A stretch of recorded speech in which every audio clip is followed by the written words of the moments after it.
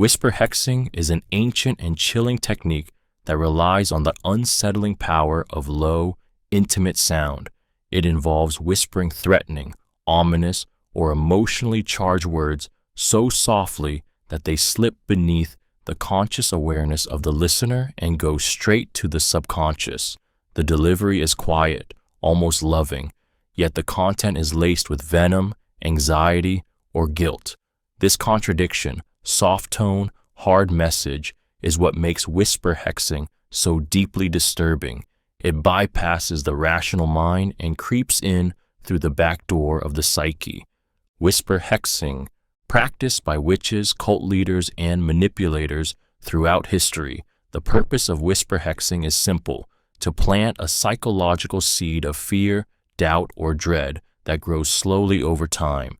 It doesn't shout to be heard, it infects. A whisper feels personal, sacred. When you lean in to hear it, you automatically give it more weight. You drop your defenses, you become vulnerable, and that's when the manipulation begins. This tactic is most effective in close proximity, leaning in during a moment of stillness, brushing against the ear as though sharing a secret. You always ruin everything. They're going to leave you.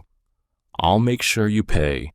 Simple phrases, delivered like a lullaby, become curses that echo for days or years. The victim may not even realize what was said at first, but they feel it deeply. Their gut churns, their dreams distort. Used strategically, whisper hexing can destroy confidence, corrode relationships, and twist perception. It's quiet, it's intimate, and it's devastating. Talon Stare. The Talon Stare is a primal psychological weapon, silent, ancient, and unnerving. It is the deliberate act of locking eyes with someone and refusing to look away, using intense predatory eye contact to assert invisible control, not just a stare, but a grip, like talons sinking into the mind of the other person. This tactic mimics the unwavering gaze of a predator before a kill. It instills tension, vulnerability, and power imbalance, all without a word being spoken. Humans are hardwired to seek harmony in social interactions. Eye contact is typically a mutual dance, brief, respectful, fluid, but the Talon Stare breaks that rhythm. It invades, it demands, it holds. It's not a gaze of connection. It's domination disguised as attention. The victim feels exposed, analyzed, and suddenly inferior, even if they don't know why. Their heartbeat accelerates. Their voice may falter. They become hyper-aware of their every move. The longer it lasts, the deeper the psychological grip sinks in.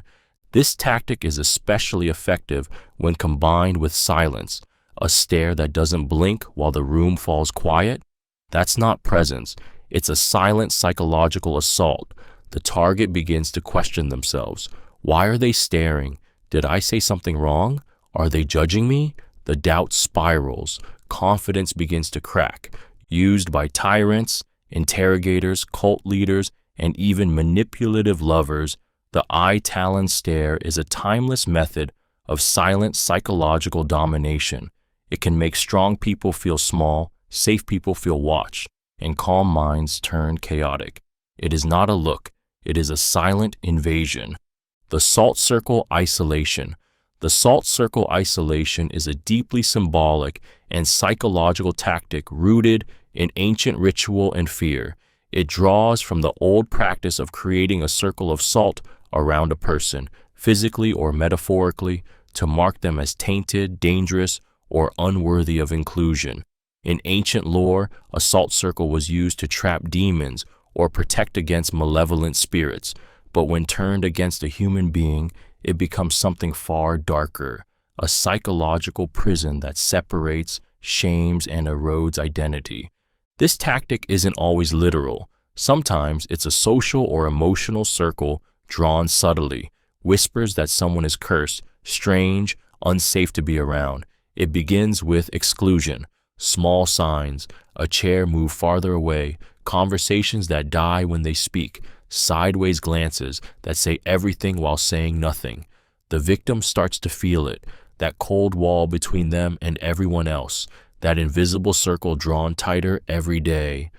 People stop touching them. Eye contact fades. Invitations are rescinded. It's isolation without explanation. The salt is psychological, shame, fear, disgust, sprinkled socially until it crystallizes into exile. And the worst part? The person doesn't know what they did wrong. They start blaming themselves. They shrink. They silence. They begin to rot inside the circle drawn around them. The salt circle isolation is used by manipulators, bullies, cults, and abusers who know that destroying someone doesn't always require violence. It only takes separation. Humans are tribal creatures. To be cast out is to die a slow, invisible death. And the salt? That's just for preservation. Sympathetic Effigy. Wounding Sympathetic Effigy. Wounding is an ancient and terrifying manipulation technique rooted in sympathetic magic, the belief that harming an object linked to a person will cause harm to that person. But this isn't just about voodoo dolls and needles. This is about creating emotional and psychological damage by targeting symbols, representations, or extensions of someone's identity, items, memories, people they love, while making sure the victim knows it's intentional. It begins with a surrogate, something precious, something meaningful, a photograph defaced, a gift smashed, a pet injured, a friend manipulated. The victim may not be touched directly, but they feel it deeply. It's not their skin that's pierced, it's their soul, because the effigy, the symbol, was them, and now it's been broken. The power lies not in the act itself, but in the connection between the object and the target.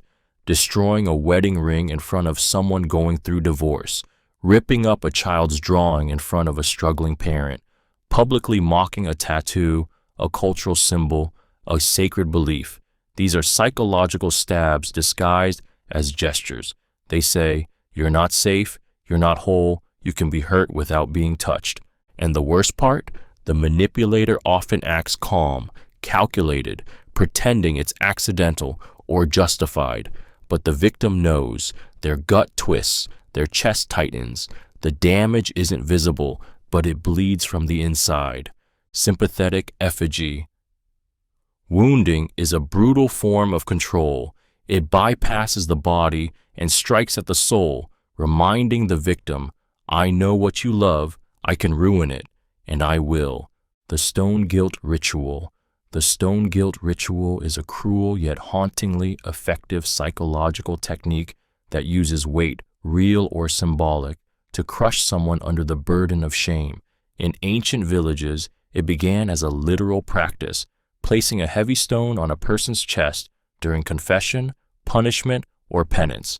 Each stone was said to represent a sin, a failure, a secret. But the true weapon wasn't the stone, it was what it made them feel. Suffocated, exposed, crushed under invisible hands. In modern manipulation, the stones are no longer physical. They're words, glances, reminders, a silent stacking of guilt in public or private until the victim starts carrying it on their back like a second spine. The manipulator might say, remember what you did, or worse, say nothing at all and just leave a token, an object, a note, a small, cruel reminder that guilt is never really gone. It becomes a ritual, a repeated act of shame casting. Maybe it's a cold stare every time they smile. Maybe it's bringing up the past in casual conversation, laced with innocent tones but poisoned intent. Maybe it's a literal object, stones on a doorstep, coins on a pillow, photographs left where they shouldn't be. The victim starts anticipating the guilt. They internalize the weight. They carry it everywhere. And the manipulator watches them shrink. That's the true aim, submission through emotional suffocation. The Stone Guilt Ritual doesn't seek justice. It seeks domination through the slow, psychological erosion of self-worth. It turns the soul into a graveyard where every stone is a memory, and every memory a weapon. False Oracle Channeling. False Oracle Channeling is one of the most sinister forms of psychological manipulation, rooted in ancient rituals but weaponized through the illusion of divine authority. It involves a person pretending to speak for a higher power, whether a god, spirit, or cosmic force, in order to control, intimidate, or redirect others' choices. When someone claims to channel the words of something greater than themselves, it doesn't just influence, it dominates. Because who dares to question the divine? This tactic thrives in environments soaked in fear, uncertainty, or desperation. The manipulator steps forward, cloaked in ritual or mystery, and declares they've received a message. They begin to speak in riddles or certainty, delivering praise or punishment, visions or threats. The audience listens not to a human voice, but to what they believe is prophecy. That belief is the weapon. The beauty of false oracle channeling is in its untouchable logic. If the oracle says something you don't like, it's your test. If you feel fear, it's your guilt. If you disagree, it means you're not ready. It is a mind trap with no escape hatch. You can't argue with the divine, only obey. The manipulator becomes the conduit, the chosen one, the mouthpiece of fate. Every whisper they utter digs deeper into the psyche of those who listen. Victims start to shape their lives around false prophecies.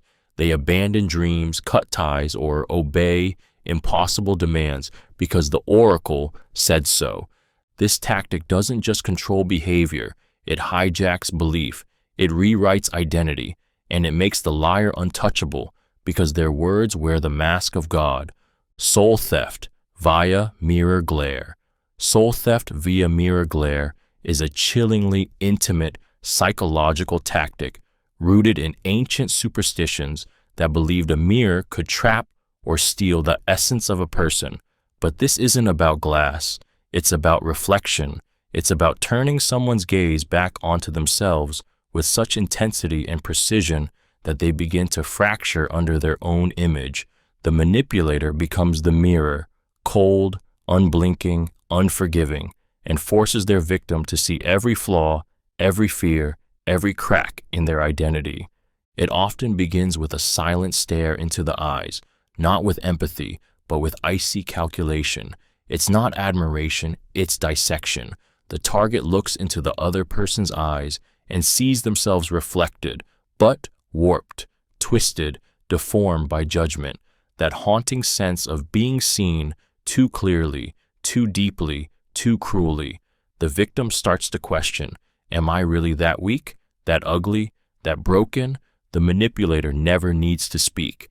The gaze does the cutting. Then comes the mirror, literal or metaphorical. Maybe the abuser leads the victim to a real mirror and forces them to stare. Maybe they describe them in viciously vivid detail, holding up a verbal reflection that distorts reality. Look at you, they say. This is who you really are. Confidence shatters. Identity dissolves. What's left is a hollow shell, unsure of what is real and what is reflection. This tactic steals not just confidence, it robs identity, autonomy, and belief. It leaves the victim haunted by their own reflection, unsure where they end and the manipulator begins. The soul doesn't leave all at once, it fades slowly, every time they look in the mirror and no longer recognize the person staring back. Bloodstained Bargaining. Bloodstained bargaining is a ruthless psychological tactic that binds obedience through pain, fear, and sacrifice. It's not just negotiation, it's coercion, wrapped in blood and framed as loyalty. At its heart, this technique forces someone into a deal where the cost is laced with suffering, emotional, physical, or symbolic, and once paid, they feel too invested, too wounded, or too afraid to walk away. The manipulator offers something desirable, a favor, protection, forgiveness, power, but demands a price that leaves a scar. Maybe it's a secret confessed, a betrayal committed, a reputation destroyed, or maybe it's literal, a cut, a wound, a token sealed with blood. The pain becomes the proof of commitment, and once the victim bleeds, they believe they must follow through because they already gave too much. It doesn't matter if the deal is fair. What matters is the damage, the guilt, the sense that backing out would render their suffering meaningless. The manipulator knows this. That's the entire point. Tell me your darkest truth, and I'll help you. Cut ties with them, and I'll make you stronger. Give me your trust, your blood, and I'll protect you. But the moment that price is paid, the balance tilts. The victim feels owned. Their pain is now part of the contract. And the manipulator? They smile, because they didn't just get a deal, they got leverage. Bloodstained bargaining is used by cult leaders, abusers, warlords, and con artists. It binds people not through logic, but through wounds that whisper, "You can't leave now. You've already bled for this." Mock resurrection trickery. Mock resurrection trickery is a psychological tactic soaked in drama, deception, and emotional warfare. It is the deliberate act of faking a downfall, a breakdown, or even a symbolic death, only to rise again with chilling timing and twisted purpose. The goal is to manipulate perception, to make others believe you were broken, buried, defeated, and then reappear stronger, colder, and more powerful than before. It's not just about control, it's about rebirth as a weapon. The manipulator vanishes. They retreat into silence, suffering, or staged collapse. They might fake illness, isolation, humiliation. They let others talk. Let them believe they've won. Let them relax. And then, like the ghost of something never quite human, they return, collected, unforgiving, eyes gleaming with something unnatural. People are left stunned, off balance, terrified, because the person they thought was gone has returned different.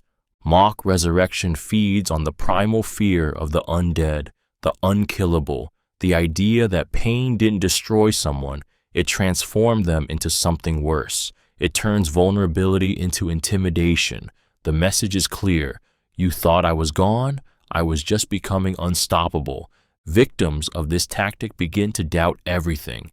Was the pain real? Was the collapse part of the game? Can they trust their own compassion anymore? It plants emotional landmines in future interactions. Anyone who once cared now hesitates. Anyone who once opposed now fears retaliation. Mock resurrection trickery is not healing. It is weaponized rebirth.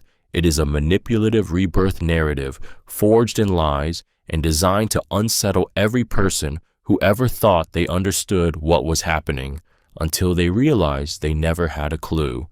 Veiled deity. Impersonation. Veiled deity. Impersonation is the art of becoming untouchable by pretending to be the voice, vessel, or embodiment of a god. It's a manipulation so bold it borders on madness, and yet it works. Because when a person wraps themselves in divine mystery, cloaks their identity in symbolism, and begins to speak with the authority of the heavens, people listen, not because they trust the person, but because they fear what might happen if they don't. This tactic begins with detachment from the self. The manipulator sheds their human flaws in the eyes of their audience and transforms into a sacred figure, a prophet, a living oracle, a chosen one. Their eyes change, their voice lowers, they speak in prophecy, in riddles, in absolutes. They become unknowable, and in that, terrifying. Every word they say is given weight beyond reason, not because of what they say, but who they claim to be. Fear anchors the power.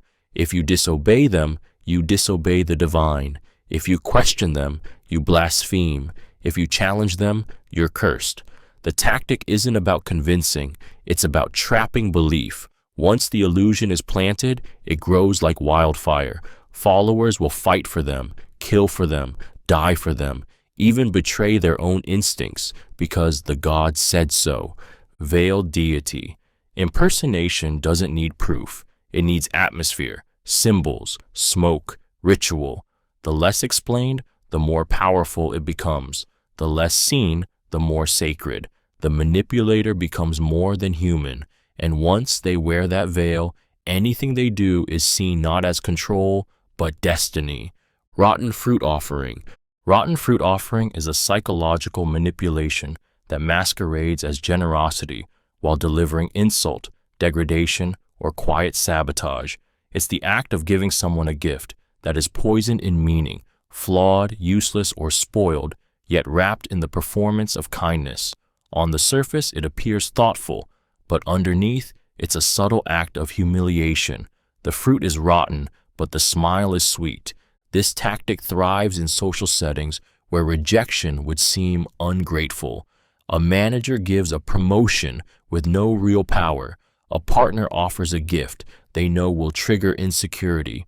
A family member hands down a broken heirloom with a comment like, "It suits you."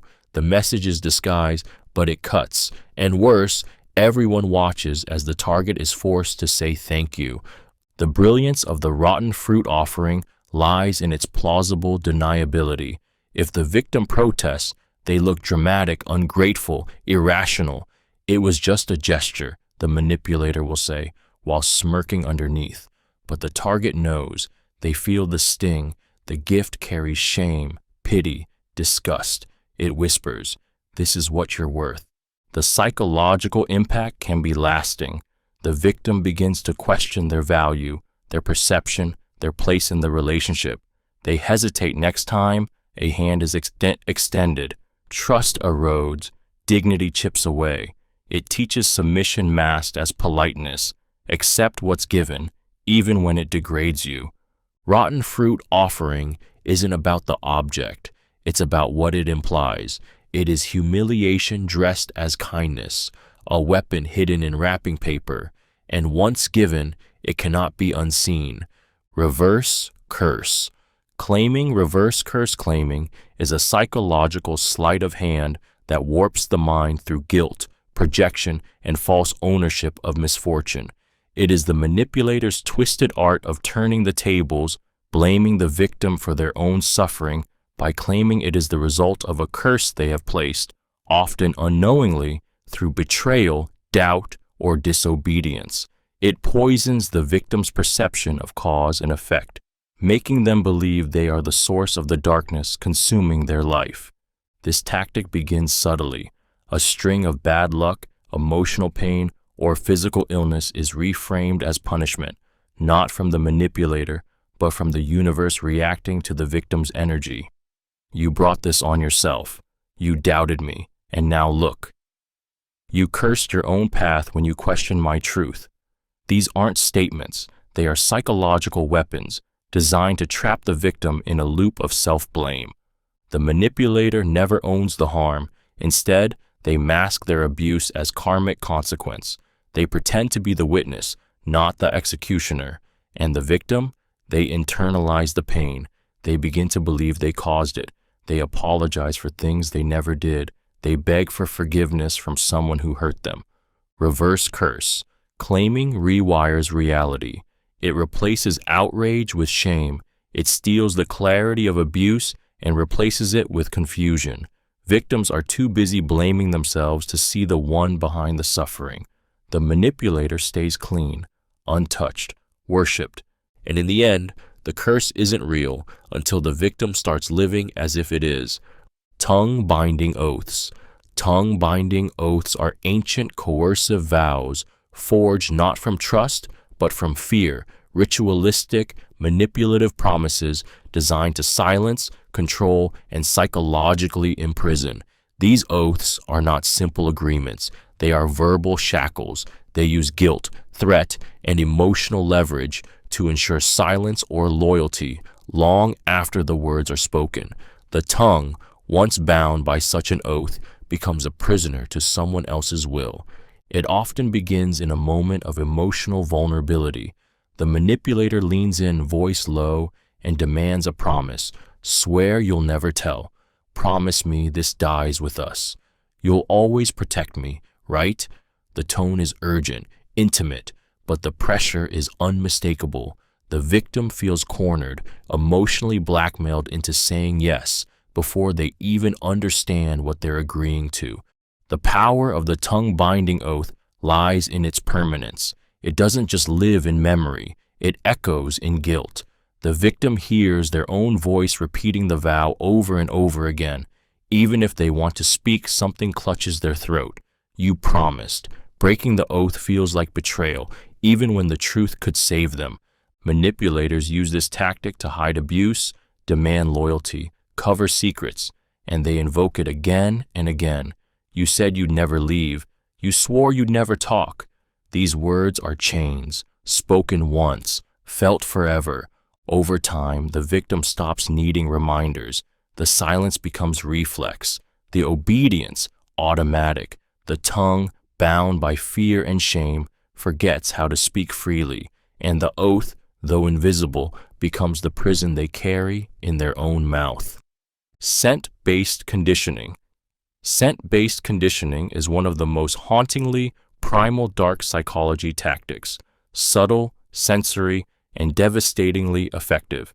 It uses the invisible language of smell to control emotion, trigger memories, and shape behavior without the victim ever realizing they've been programmed. Scent bypasses logic and enters the brain through the amygdala, the emotional core, where it anchors itself to trauma, desire, or fear. The manipulator selects a scent: perfume, cologne, incense, smoke, flowers, sweat, and pairs it with intense emotional experiences. It could be a moment of deep affection, brutal cruelty, sexual manipulation, or devastating abandonment. Whatever feeling they want to embed, they soak it in scent. Over time, the victim becomes conditioned, associating that smell with the emotion, unable to separate the two. The power lies in repetition. A lover wears the same cologne every time they gaslight you. A cult leader burns the same incense while delivering twisted sermons. An abuser lets the scent of roses linger while apologizing after violence. You begin to tremble at the smell, not knowing why. Even years later, walking past someone wearing that fragrance can send a chill down the spine, cause tears to rise, or trigger arousal, dread, or paralysis. The body remembers what the mind cannot explain. The scent is a leash, yanking you back to a place you swore you'd escaped. Scent-based conditioning is terrifying because it's invisible. No words, no wounds, just the air shifting, and suddenly you're theirs again. One breath, and your brain hands over the keys, and you don't even know you're unlocking the door. Cry Mimicry. Cry Mimicry is a dark psychological tactic born from ancient superstition and primal fear, the deliberate imitation of distress, chaos, or foreboding through vocal mimicry. At its core, it involves mimicking the sharp, jarring sound of a crow's cry, a noise once believed to signal death, ruin, or bad omens. But this technique is not limited to the literal sound. It is the art of using disruptive, discordant mimicry to unsettle, distract, and dominate the emotional landscape of any situation. The manipulator may repeat a victim's words back to them, mockingly, with a twisted echo that transforms meaning into mockery. They may imitate sobs, gasps, or laughter at the wrong moment, not to comfort, but to confuse and destabilize.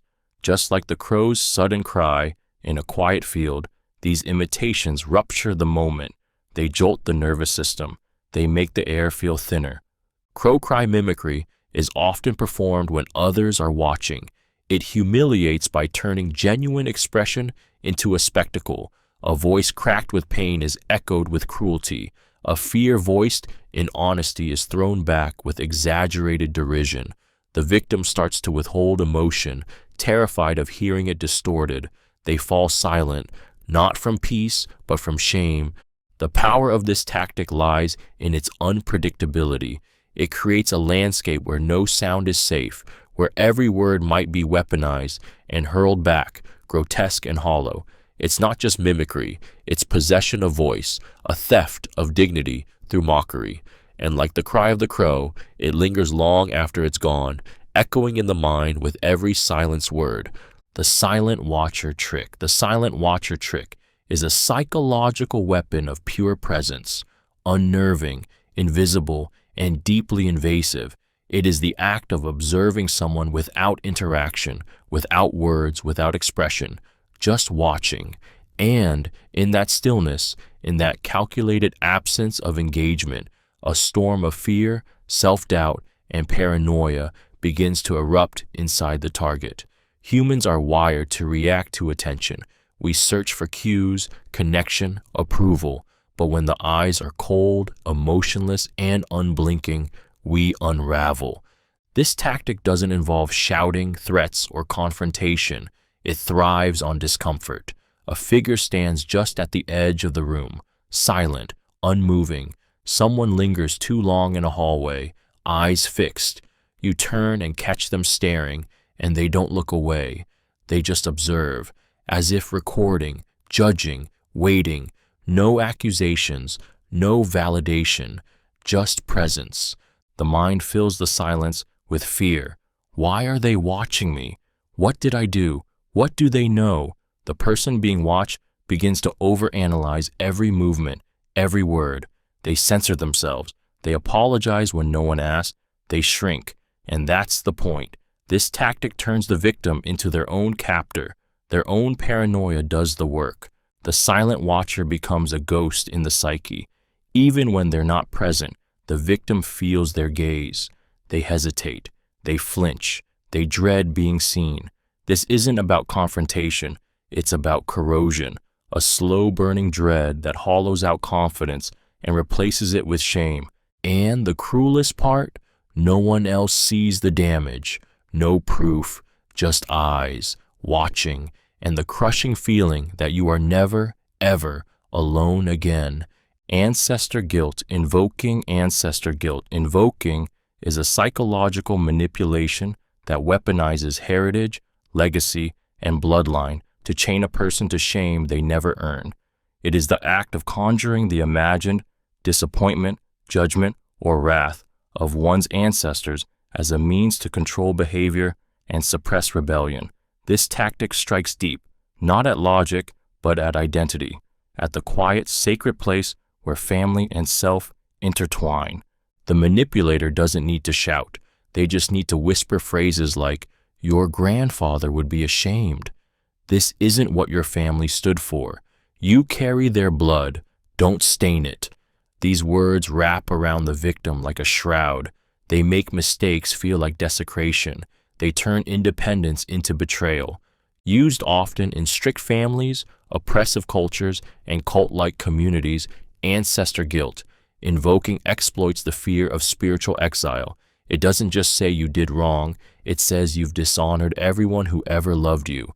It forces the victim to carry ghosts, to live with the silent judgment of people long dead, and every decision becomes haunted.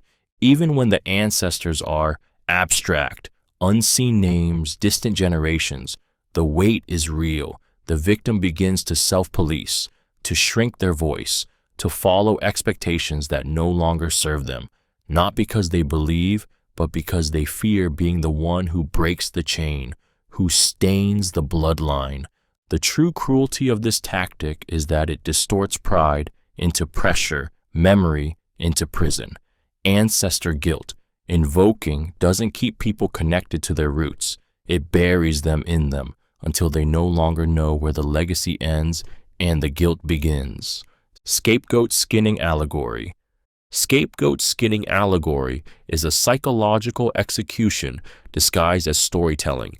It's the manipulation of a single individual, chosen, isolated, and symbolically stripped, used to absorb the collective guilt, shame, or failure of a group. The skinning is not physical, it is emotional, it is reputational, it is the brutal tearing away of someone's dignity, identity, and humanity so that others can feel cleansed, superior, or absolved. The manipulator doesn't just blame the scapegoat, they create a narrative, they build a myth, one in which the victim is the root of all problems, the weak link, the betrayer, the failure. Their flaws are exaggerated, repeated, and ritualistically dragged into the light. Suddenly, everyone around them has a reason to point, to whisper, to cast stones. The group feels united, but only through shared cruelty. The victim is skinned, layer by layer, until they are unrecognizable. They are mocked for things that once made them unique. Their mistakes become legend. Their silence is interpreted as guilt. And worst of all, they start to believe it. This allegory seeps into their self-image. Maybe I am the problem. That's when the manipulation succeeds completely, when the scapegoat begins to carry the guilt that never belonged to them. Scapegoat skinning is used in toxic families, broken workplaces, failing communities. It gives the illusion of order by destroying one person, but what's left behind is never peace. It's a ghost, a hollowed-out soul who once stood among them, now flayed by blame. And the manipulator? They never touch a knife. They simply tell the story and let everyone else do the skinning. Veinbinding Ties. Veinbinding Ties is a sinister psychological technique disguised as intimacy, loyalty, or tradition. It is the symbolic or literal act of tying oneself to another person, emotionally, spiritually, or physically, with a vow so deep it feels carved into the bloodstream. It's not just a promise, it's a blood oath, a ritual of unity turned into a leash.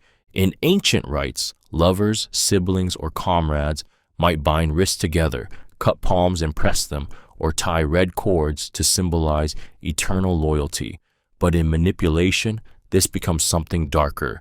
The manipulator makes the victim believe their lives are fused. You and I are one. We share blood now. If you betray me, you betray yourself. These words are not romantic. They're traps. Over time, the victim begins to feel like leaving would be like amputating a limb. They no longer know where they end and the other begins. The bond is spoken of with sacred weight. Every moment of disobedience becomes a sin. Every distance becomes betrayal. The manipulator reminds them constantly, I am in your veins.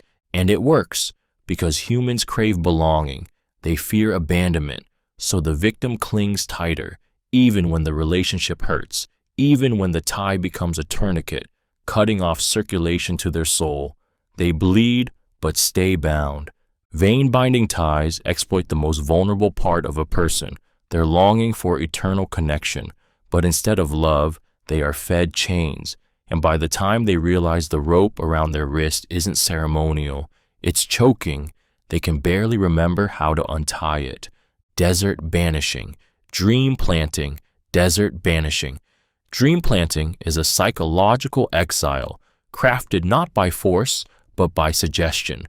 It is the insidious art of planting imagery, stories, or whispered visions into a person's mind that slowly convince them they do not belong, that they are destined to be alone, that they were always meant to walk the emotional desert, isolated, unwanted, cursed.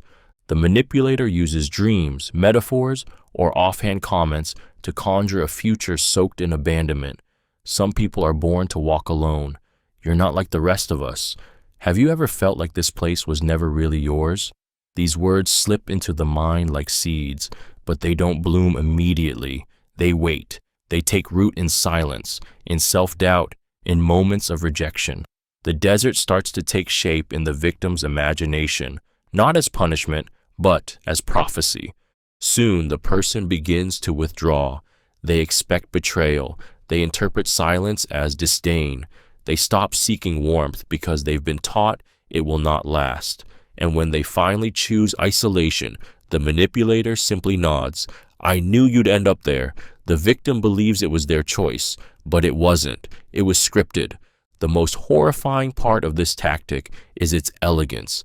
There is no push, no fight, no visible exile, just a gradual internal detachment until the victim builds their own prison from hopelessness. The desert becomes not just a place, but a mindset, dry, empty, vast, and in that endless silence, one belief echoes louder than all the rest. You were never meant to be part of anything. Truth Sickness Ritual. The Truth Sickness Ritual is a deeply manipulative psychological tactic designed to forge control through fear of consequence, convincing someone that telling a lie will bring sickness, misfortune, or spiritual decay. It is not merely about honesty, it is about domination through dread. This tactic roots itself in ancient curses and spiritual superstitions, where truth was sacred and deceit was death, not just morally, but physically. The manipulator begins by planting the belief, sometimes subtly, sometimes through ceremony. Lies fester, they say. Your body will know, your soul will rot if you speak untruth. They might reference an old myth, someone who lied and fell ill, went mad, or died painfully. They create an invisible noose, wrapping it tighter with each warning. The victim, especially if young or emotionally vulnerable, absorbs it. They begin to believe that silence is safety, and truth, however twisted by the manipulator, is survival. Eventually, even minor secrets bring panic. A hidden thought sparks nausea. A withheld emotion brings guilt so physical it feels like a fever. The body begins to mirror the curse, not because it's real, but because belief has become a cage. The manipulator watches as their victim begins confessing everything, not out of trust, but fear. Truth becomes a purge, and they become the priest. This ritual is often used by cult leaders, abusers, and dogmatic enforcers who want compliance without resistance. It doesn't demand truth for clarity. It demands it to break defenses, to extract, to dominate. And the sickness? It's real, because when the mind is convinced that lying poisons the body starts to believe it too. Feigned divine madness. Feigned divine madness is a manipulative performance that weaponizes chaos under the guise of cosmic wisdom.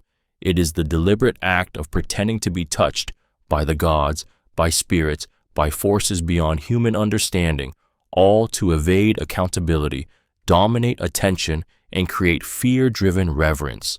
The person who uses this tactic does not appear mad by accident. Their madness is divine, holy, untouchable. They cannot be questioned because they no longer speak for themselves. They speak for something greater. The manipulator begins to act erratic, unpredictable, otherworldly. They might speak in riddles, fall into trances, deliver warnings with eyes rolled back. They claim visions, dreams, signs. Their voice shifts. Their presence becomes theatrical. And as confusion spreads, so does control. Because people don't argue with madness they think is sacred. They kneel before it. They fear it. They obey it. What makes feigned divine madness so powerful is the immunity it creates. The manipulator can insult, contradict, command, or curse, and escape consequence by saying, "It wasn't me, it was the spirit." They blur the line between prophet and puppet, between holy and deranged. The victim is left off balance, unsure whether they're being manipulated or witnessing a miracle. Over time, followers submit, not just out of belief, but out of dread. What if they are chosen? What if I offend something larger than them? The manipulator becomes mythic, untouchable, terrifying, and in their wake, they leave broken wills, hollow faith, and people who obey, not because they want to, but because they fear the wrath of a madness they can't predict and can no longer escape. Bloodwriting threats. Bloodwriting threats are a visceral, haunting manipulation tactic that transforms fear into spectacle, using blood or the illusion of it to inscribe a message that cannot be ignored. It is not simply a warning, it is a psychological assault designed to pierce the mind, stain the soul, and leave a mark that lingers long after the physical evidence is gone. This tactic draws from ancient rites, where blood was sacred, symbolic, and binding. In the wrong hands, it becomes terror incarnate. The manipulator chooses their moment carefully, a name written on a wall, a phrase smeared across a mirror, a single word scrawled in red across an object the victim holds dear. Whether it's real blood, paint, or another crimson imitation, the impact is the same, a primal jolt of fear. Blood means danger, blood means pain, blood means death, and when it's used to speak, it speaks louder than any scream. Even more disturbing is when the blood appears on something intimate, a bedsheet, a photo, a letter. The victim feels violated, targeted. The message isn't just seen, it's felt. It triggers panic, dread, and helplessness. They begin to imagine the worst. Where did the blood come from? Who left this? Am I being watched? Their mind becomes a war zone of paranoia. Bloodwriting threats are not idle gestures. They are psychological detonations. They send a single crystal-clear message: I am not afraid to hurt you or someone you love. And the writing, once seen, never fades. It stays burned behind the eyes, whispered by the nerves, long after it has been wiped away. Moon Cycle Persona Control. Moon Cycle Persona Control is a manipulative technique that mirrors the shifting phases of the moon, predictably inconsistent, seductively patterned, and emotionally disorienting. The manipulator alters their behavior in cycles, luring their victim into a rhythm of affection, withdrawal, rage, and silence. But the pattern isn't random, it's engineered. Like the tides pulled by lunar gravity, the victim begins to orbit the manipulator's moods, losing their own center in the process. It starts softly. There are full moon phases, bursts of love, charm, magnetic intensity. The manipulator glows. They say the right things, touch the right way, promise everything. The victim feels full, radiant, alive. But then the phase shifts. Without warning, the light fades. Coldness sets in. Communication ceases. Affection vanishes. The warmth that once held them is now a void, and the victim is left wondering what they did wrong. These cycles repeat, like clockwork, but they're just irregular enough to be maddening. The victim begins to track them, trying to predict, adapt, avoid triggering the dark moon.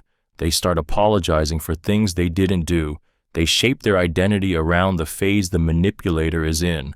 Their self-worth rises and falls like moonlight, and they don't even realize it's being stolen. The genius of this tactic lies in its seduction. It mimics nature. It feels mystical, romantic, inevitable, but it's not. It's control. Control by rhythm. Control by confusion. Control by love wrapped in lunacy. And by the time the victim sees the cycle, it's too late.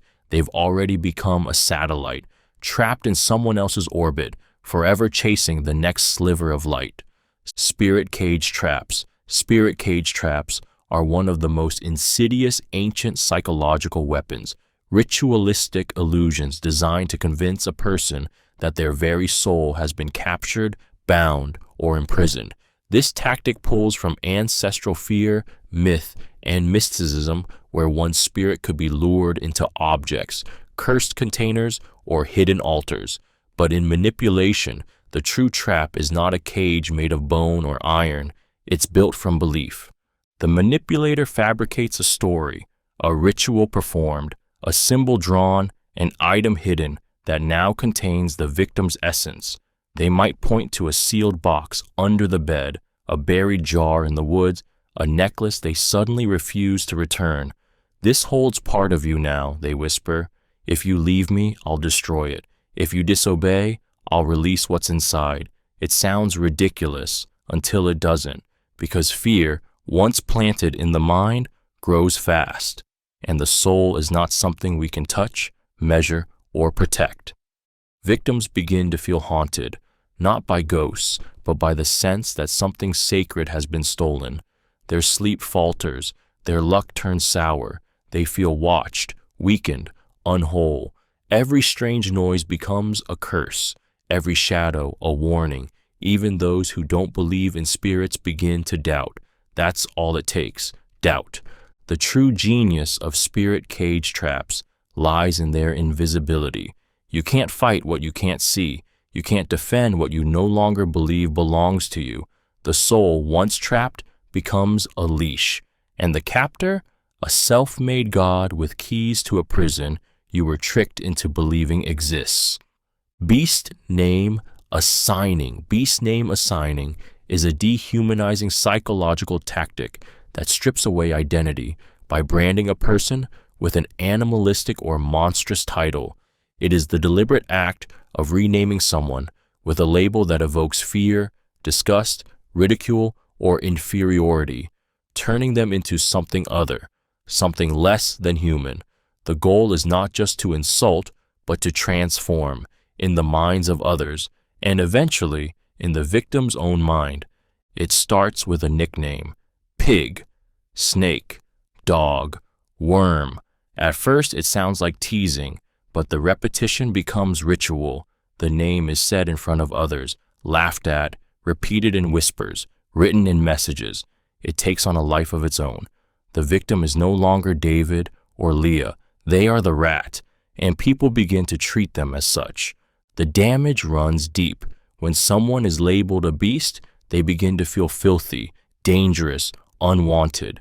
They walk differently, speak less, question their own worth. Their sense of self is distorted, mirrored back to them through the eyes of everyone who now sees the label, not the person. It becomes a cage made of words, sealed by shame. Manipulators use this tactic to isolate, dominate, and erase. It erodes dignity. It rewires the way others interact with the victim. It turns empathy into suspicion, respect into mockery, and worst of all, it teaches the victim to see themselves as the world now sees them, not as a person, but as the thing they've been named.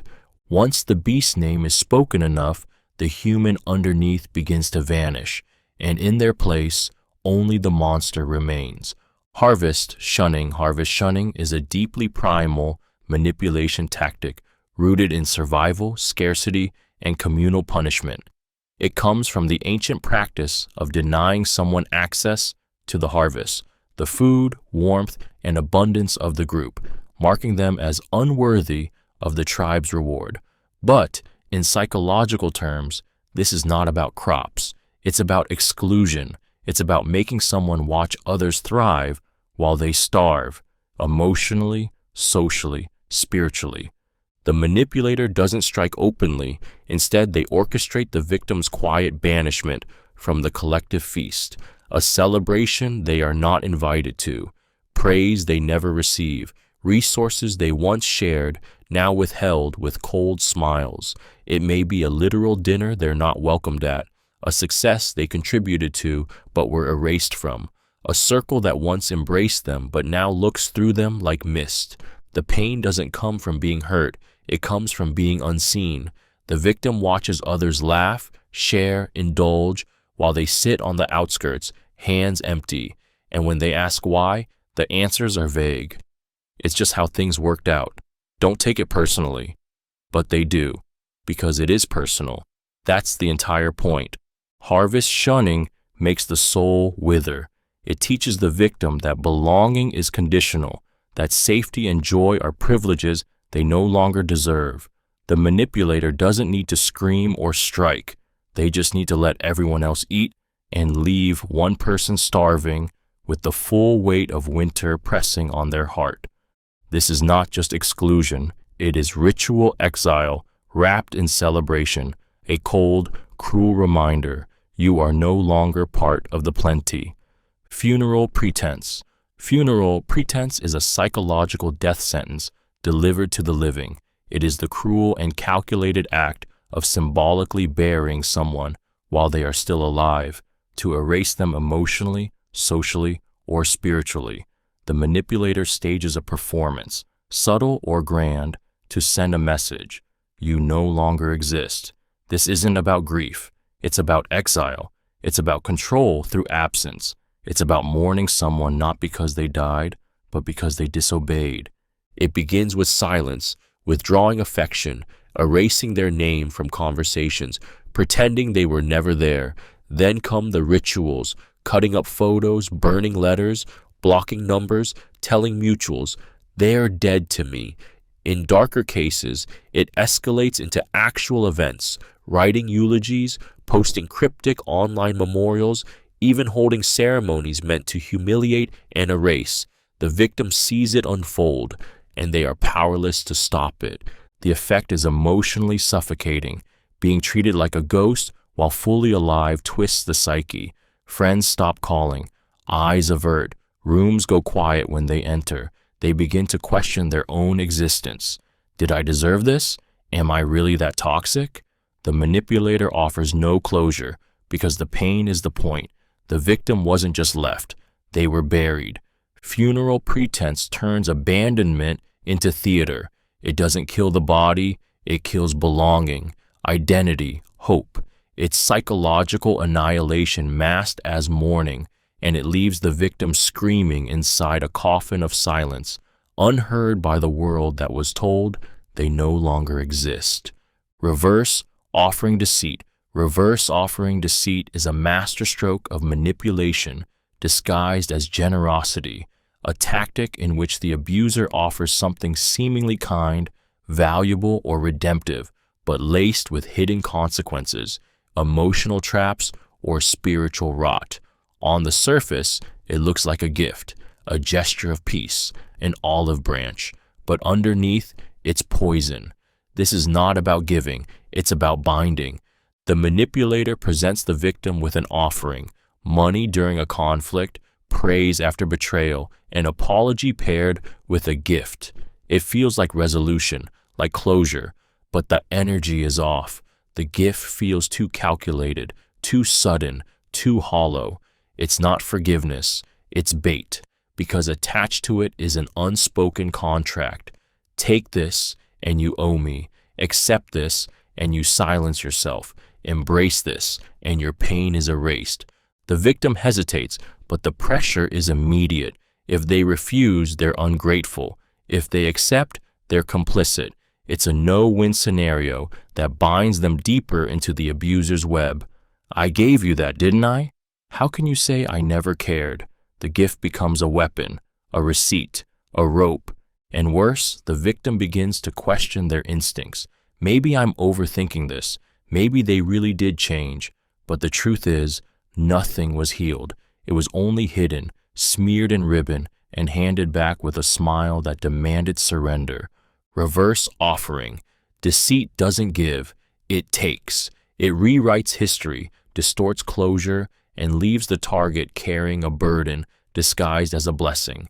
By the time they realize it wasn't a gift, it was a trap, it's already too late. Shadow Echo Speaking. Shadow Echo.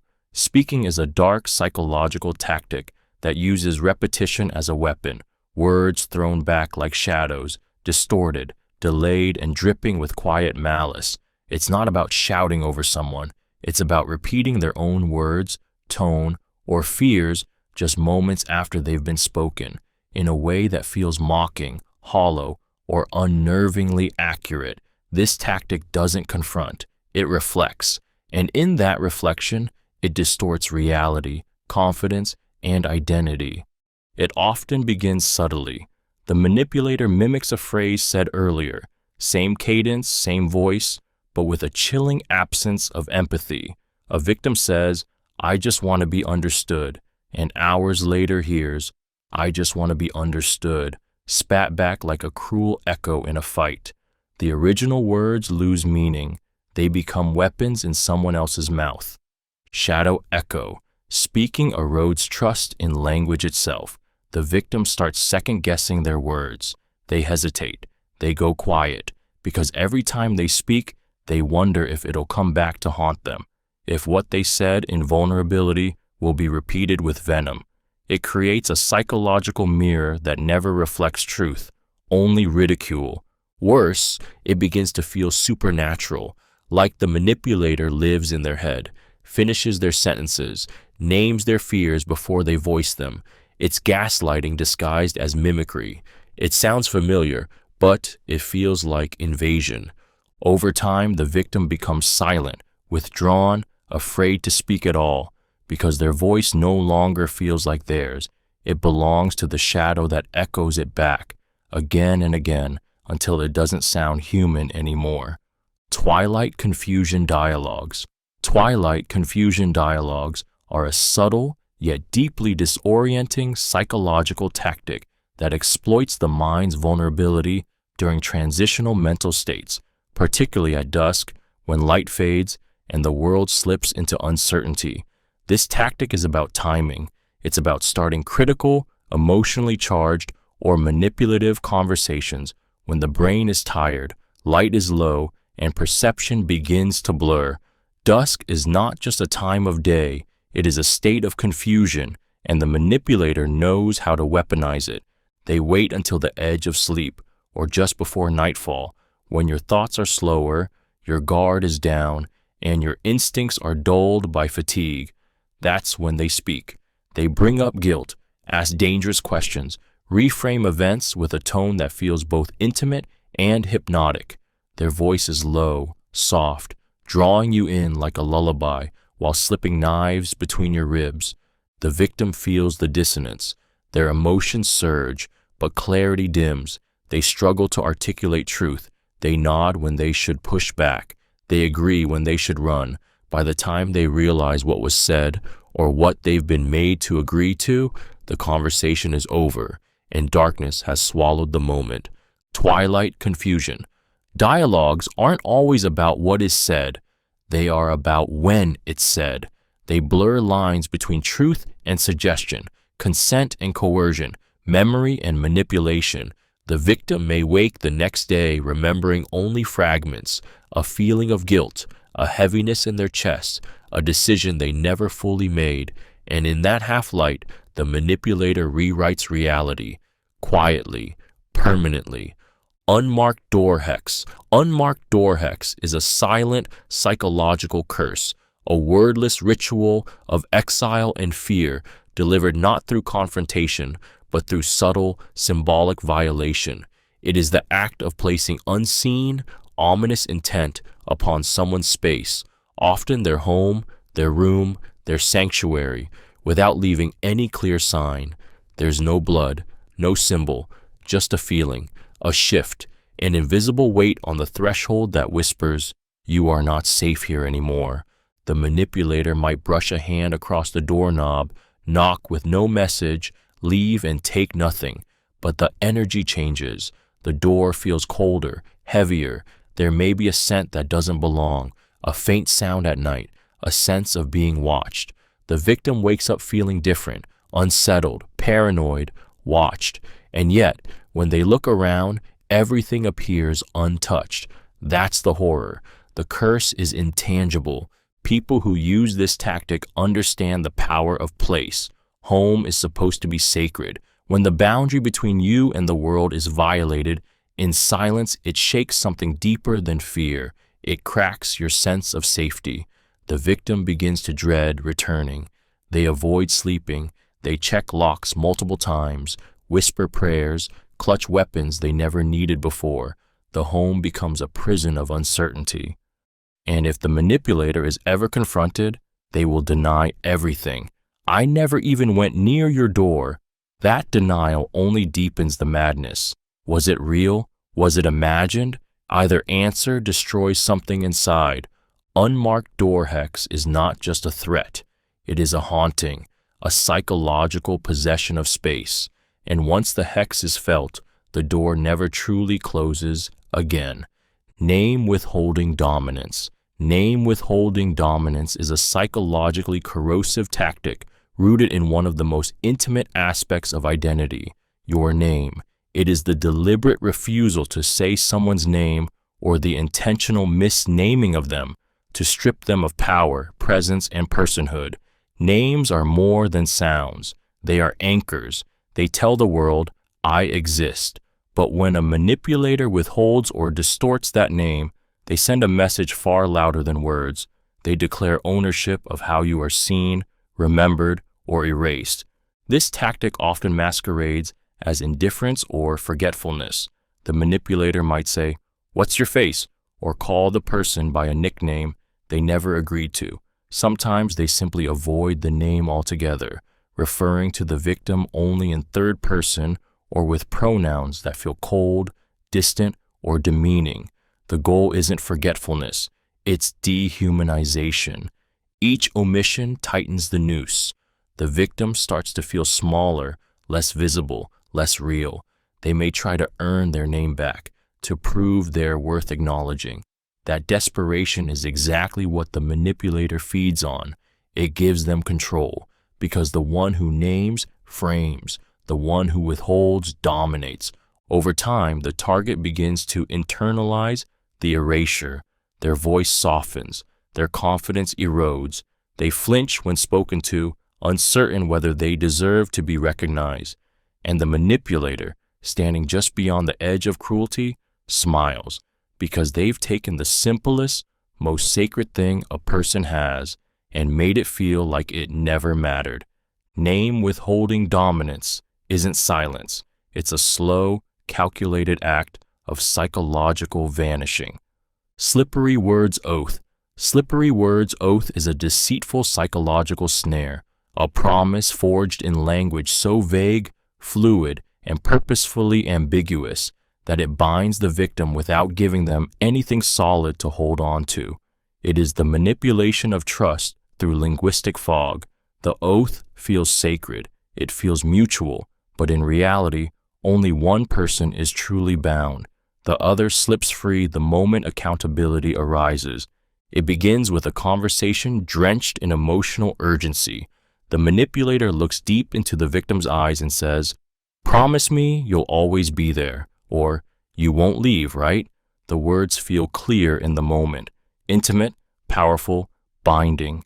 The victim agrees, believing they have entered a shared contract of loyalty or love, but the oath was built like a trap, using language that flexes, twists, and escapes under scrutiny. When the victim eventually seeks protection, fairness, or reciprocity, they're met with confusion or denial. "That's not what I meant. You misunderstood. I never said that." The manipulator slips through the cracks in the very words they crafted.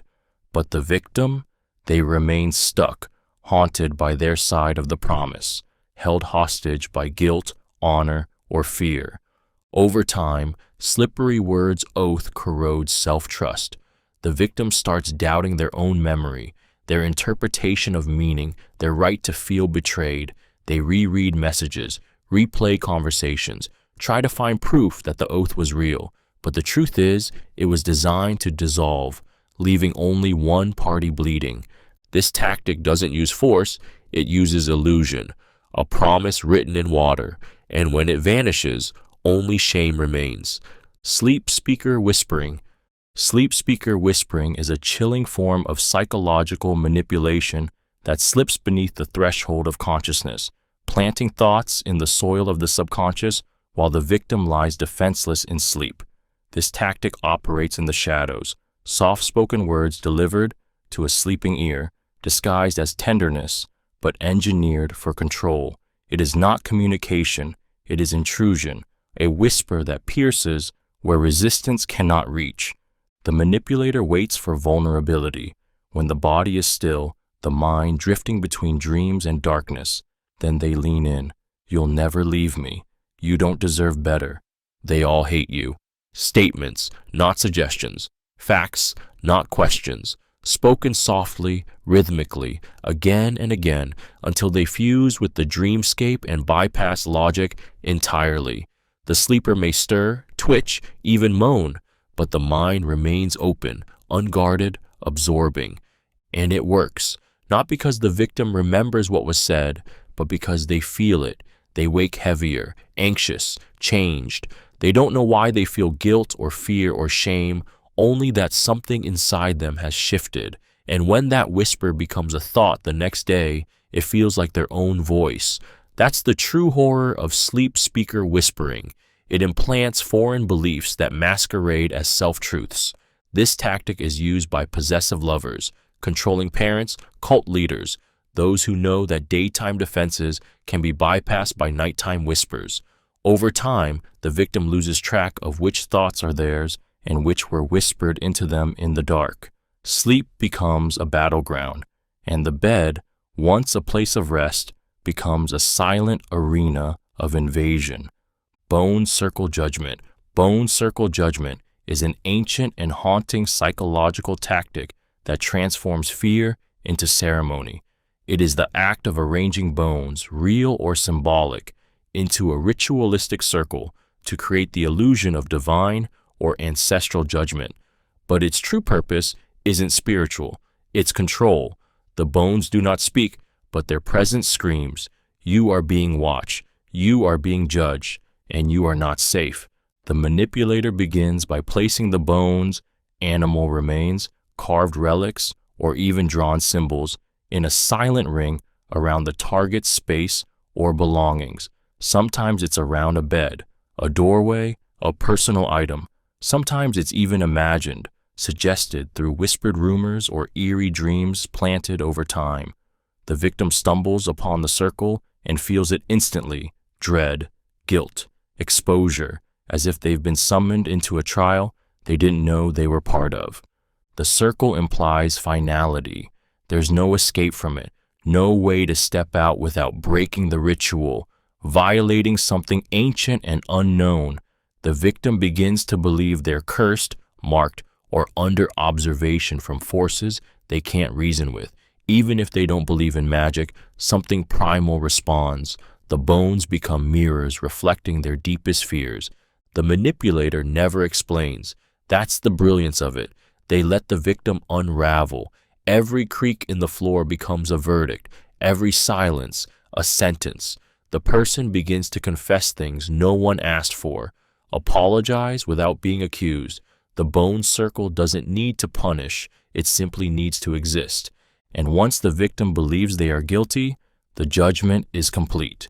The bones have already done their work. Sandscribing Accusations. Sandscribing Accusations is a sinister, psychological tactic pulled from ancient rites of public shame and symbolic justice, where a name, a secret, or a sin is written in sand, not to be preserved, but to be seen just long enough to wound. It's a fleeting attack, a moment of exposure, a whisper turned into a symbol, and though the wind may erase the mark, the memory of its message burns into the soul forever. The manipulator doesn't need to shout. They simply carve, scribble, or trace an accusation into a transient medium, on sand, on a fogged mirror, in dust on a window, even scratched into a napkin or finger drawn on a foggy surface. Liar, cheater, traitor, it's there and then it's gone. The power lies in its impermanence. The victim can't prove it was ever there, but they saw it, they felt it, and that's enough to haunt them. This tactic creates emotional isolation through implication. The target begins to wonder, who else saw it? Who wrote it? Is this the beginning of something worse? It's not just an accusation, it's a warning, a psychological ambush that forces the victim into silence while screaming volumes with a single word. And the most devastating part? It always vanishes. The manipulator maintains innocence. I didn't write that. Maybe it was a joke. You're too sensitive. But the victim carries the sting long after the writing has been swept away. That moment, brief as it was, plants a poison seed of fear, shame, and paranoia. Sandscribing. Accusations don't leave scars you can see. They leave ones you can't stop remembering.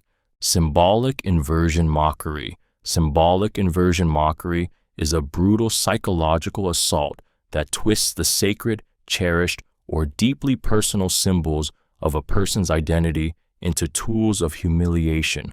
It is the deliberate act of taking what someone holds as meaningful, be it a cultural emblem, religious object, personal motto, or intimate memory, and flipping it upside down, corrupting it, mocking it until it bleeds shame. This is not just ridicule, it's desecration.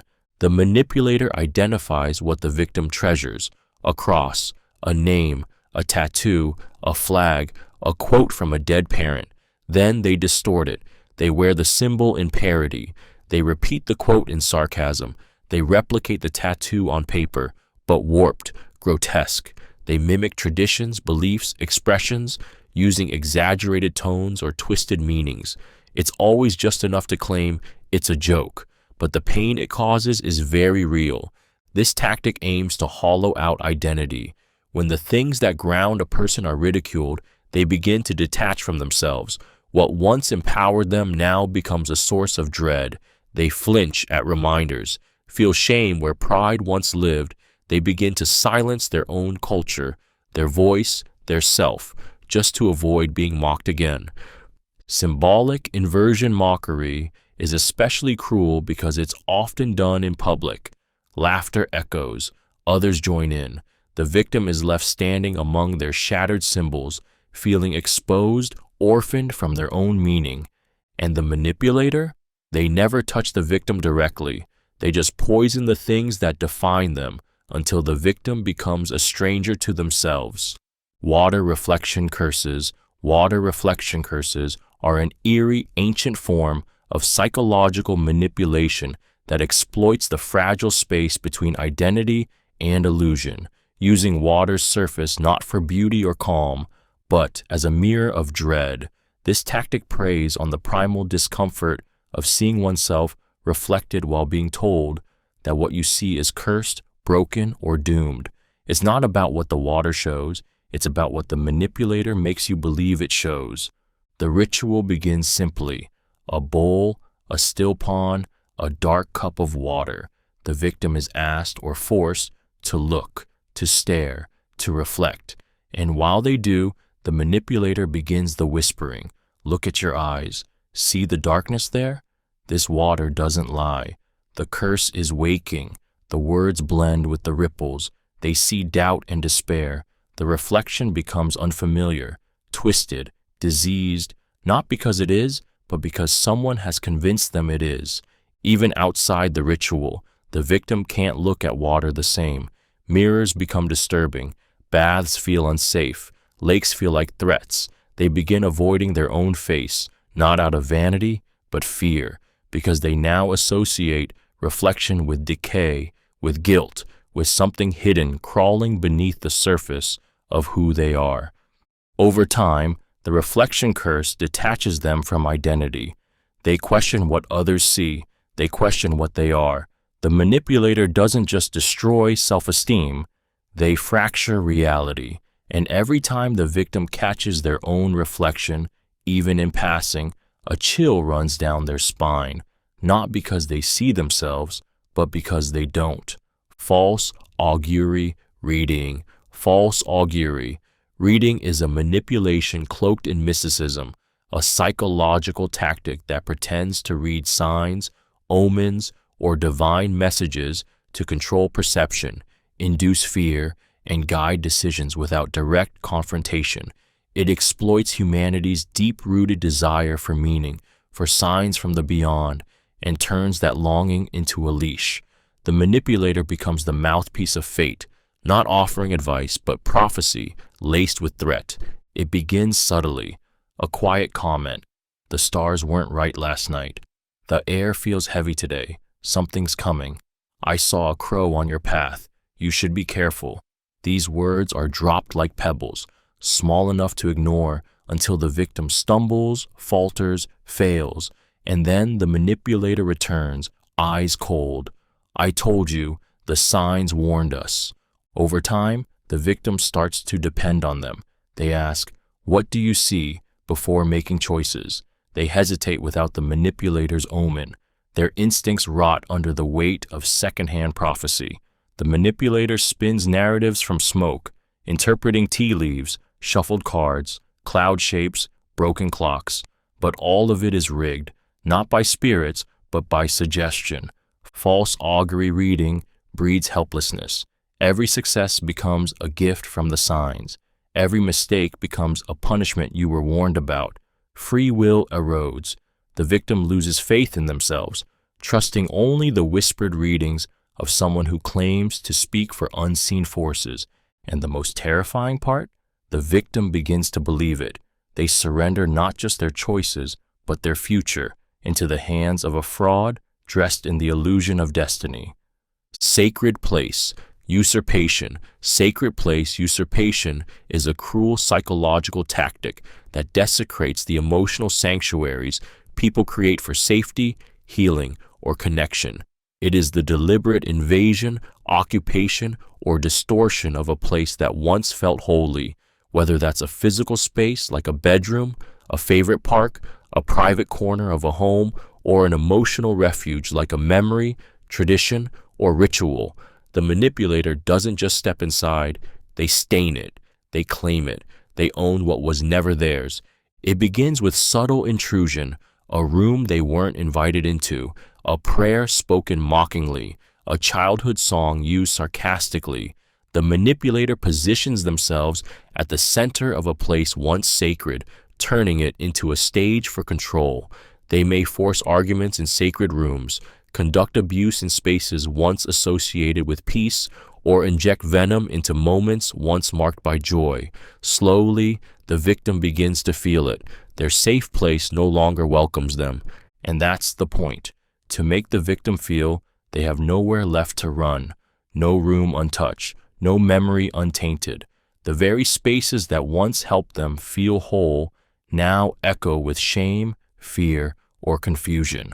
The manipulator, now standing in the middle of that sacred ground, dares the victim to challenge their presence. And if they do, they're told they're the ones being dramatic, overreacting, ungrateful.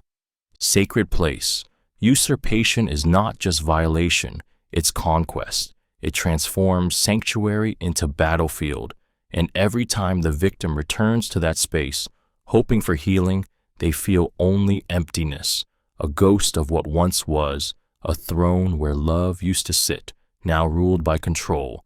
Chanted Questioning is a psychological torment technique masked in rhythm.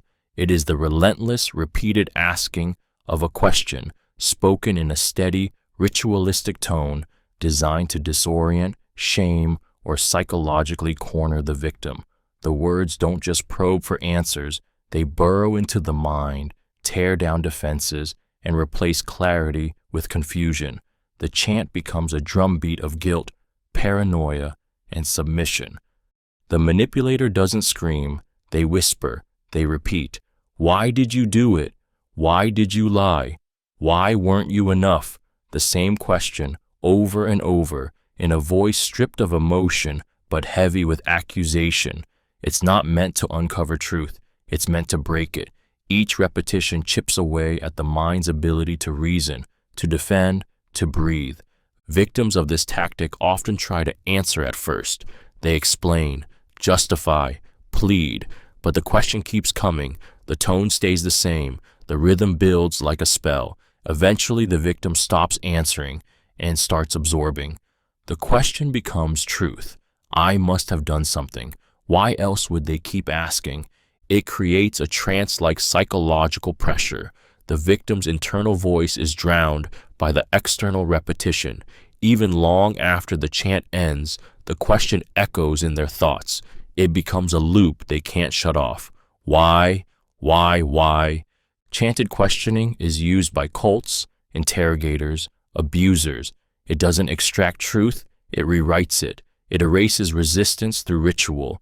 And in the silence that follows, the only thing louder than the memory of the chant is the empty space where the victim's certainty used to live. Burdening gift offering is a psychological trap wrapped in kindness, a manipulative act where a gift is given not to bring joy, but to create debt, guilt, and control. It's not about generosity, it's about ownership. The manipulator gives something they know the victim didn't ask for, doesn't want, or can't repay, and waits, not for gratitude, but for submission. It often comes wrapped in ritual or sentiment. I did this for you. I sacrificed so much to give you this. Don't forget what I've done. The gift may be extravagant, inappropriate, or given in the middle of conflict. When accepting it feels like surrender. It lands in the victim's hands heavy, weighted not with value, but with invisible chains. And if they resist, they're told they're selfish, cold, ungrateful. If they accept, they've already lost. This tactic is designed to reverse power. The manipulator becomes the benevolent one, the giver, the martyr, while the victim becomes the debtor. The gift becomes a constant reminder that they owe something, even if that something is silence, obedience, or emotional servitude. The price is never spoken aloud, but it is always expected. And what makes it worse? The world often praises the manipulator. They're so thoughtful. You're lucky to have someone like that. The victim smiles through clenched teeth, holding a gift that feels more like a threat than a treasure. Burdening gift offering poisons the act of receiving. It leaves the recipient unsure whether to accept, reject, or flee, because deep down they know the price isn't printed on a tag. It's written in guilt, and it will be collected. Severed Bond Ceremony. Severed Bond Ceremony is a cold, ritualized act of emotional execution designed to shatter trust, weaponize abandonment, and leave a lasting wound in the psyche of its target. It is not merely ending a relationship, it is performing its death, turning disconnection into a spectacle of punishment. The manipulator stages the moment like a funeral, like a trial, like a ritual. Every word, every silence is choreographed to amplify pain, guilt, and finality. It starts with symbolism, a returned gift, a deleted photo, a ring dropped on the floor. The manipulator might write a cold, poetic message. This is where we end. We are no longer bound. Consider this our last chapter. These phrases are not invitations for closure. They are weapons of emotional paralysis. The target is left speechless, stunned, stripped of the chance to respond or heal.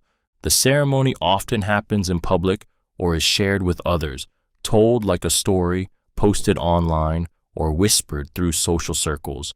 The victim is not just abandoned, they are denounced. Their reputation becomes part of the ritual. The manipulator frames the ending as righteous, powerful, necessary. I had to cut the cord. They were poison. I set myself free. The audience applauds. The victim bleeds. This tactic devastates because it replaces intimacy with spectacle. It takes what was once sacred and burns it with cold fire. It doesn't leave room for understanding, only exile, and the silence that follows is not peace. It is a void screaming, "You have been erased, not just from my life, but from the story we shared, from the meaning we once built together." Unasked Blessing. Unasked Blessing is a deceptively sinister tactic masked in the illusion of goodwill, an act of bestowing favor, approval, or grace without consent, often in a way that asserts dominance, rewrites reality, or invalidates pain. On the surface, it appears kind, spiritual, even noble, but underneath, it's a form of psychological colonization. It takes power from the receiver by pretending to give them something they never asked for. The manipulator offers a blessing at moments of tension or vulnerability. After betrayal, they say, "I forgive you." After confrontation, they declare, "Peace be with you."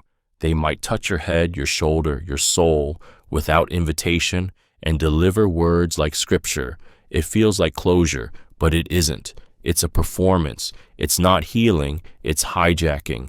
The victim is left frozen, unsure how to respond. To reject a blessing feels blasphemous. To accept it feels like conceding, because what the manipulator really means is, "I am above you now. I decide when this is over. I decide what you deserve." Their blessing doesn't offer peace. It erases conflict. It silences truth. It rebrands harm as spiritual favor, turning the victim's pain into a stage for the manipulator's moral superiority. Over time, the victim internalizes the dissonance. They start to feel guilty for still being hurt, ashamed for not being healed. They replay the words, "Be blessed," "I've moved on," "I send you light," and each time they feel smaller. Unasked blessing is not about love. It's about control disguised as virtue, a velvet noose wrapped around the neck, kissed with holy words, tightening all the same. Dagger Undercloak. Dagger Undercloak is the embodiment of concealed betrayal, an ancient and sinister psychological tactic where charm, warmth, or apparent loyalty is used to mask the slow preparation for emotional or social sabotage. The manipulator plays the role of friend, lover, ally, smiling, touching, reassuring, while beneath that cloak of intimacy, a blade is being sharpened, not a literal dagger, but a betrayal so calculated and sudden it leaves the victim breathless. It begins with closeness. The cloak must be warm, safe. The manipulator listens, asks questions, earns trust. They mirror vulnerability, offer comfort, nod at every confession, and with every truth revealed, they tighten the drawstring. The victim leans in further, unaware that the same words they whisper in confidence are being saved, stored like poison. Then comes the strike, not always violent. Sometimes it's a secret shared publicly, a weakness exploited, a reputation destroyed with a single phrase. You know what they told me? And just like that, the blade is revealed, gleaming with the blood of trust. What makes this tactic so cruel is the intimacy required to pull it off. The victim wasn't attacked from afar. They were held close, kissed on the cheek, hugged before being gutted. The pain isn't just from the betrayal, it's from the realization that the dagger was always there and they never saw it. Dagger Undercloak is the art of ambush cloaked in affection. It teaches its victims a dark lesson. Sometimes the warmest embrace hides the deepest wound, and by the time you feel the blade, it's already too late. Blood Memory Revival. Blood Memory Revival is a powerful and deeply manipulative psychological weapon that awakens ancestral pain, generational trauma, or family shame to control, weaken, or emotionally destabilize a person. It is not merely the recounting of history, it is the resurrection of wounds. The manipulator digs into the past, not to honor it, but to weaponize it, dragging the weight of dead names, old scars, and unhealed legacies into the present to haunt the living. It begins with storytelling, dark, vivid, and intentional. Your grandfather died penniless because of people like you. Your mother cried herself to sleep for years. Don't forget that. This family has always suffered, and now look at what you're doing. The words come soaked in sorrow and accusation, forging a psychic link between the victim and the ghost they never asked to carry. The effect is immediate. Guilt, shame, and inherited obligation flood the victim's body like cold iron through the veins. They feel watched by the past, judged by the dead. It doesn't matter if the memory is distorted or incomplete. The point is to anchor the victim to pain that isn't even theirs until they stop living for themselves and begin trying to atone for echoes. The manipulator becomes the interpreter of this inherited curse, the only one who understands the legacy. They dictate how the victim must behave, suffer, or sacrifice to make things right. Freedom becomes betrayal. Joy becomes disrespect. Blood Memory Revival isn't about remembrance. It's about psychological possession. The dead aren't resurrected to be honored. They're summoned to serve as chains, and the victim, believing they carry their ancestors' burdens, never sees that they're actually carrying someone else's control. Pain-reward alternation. Pain-reward alternation is a psychological torture wrapped in the illusion of affection.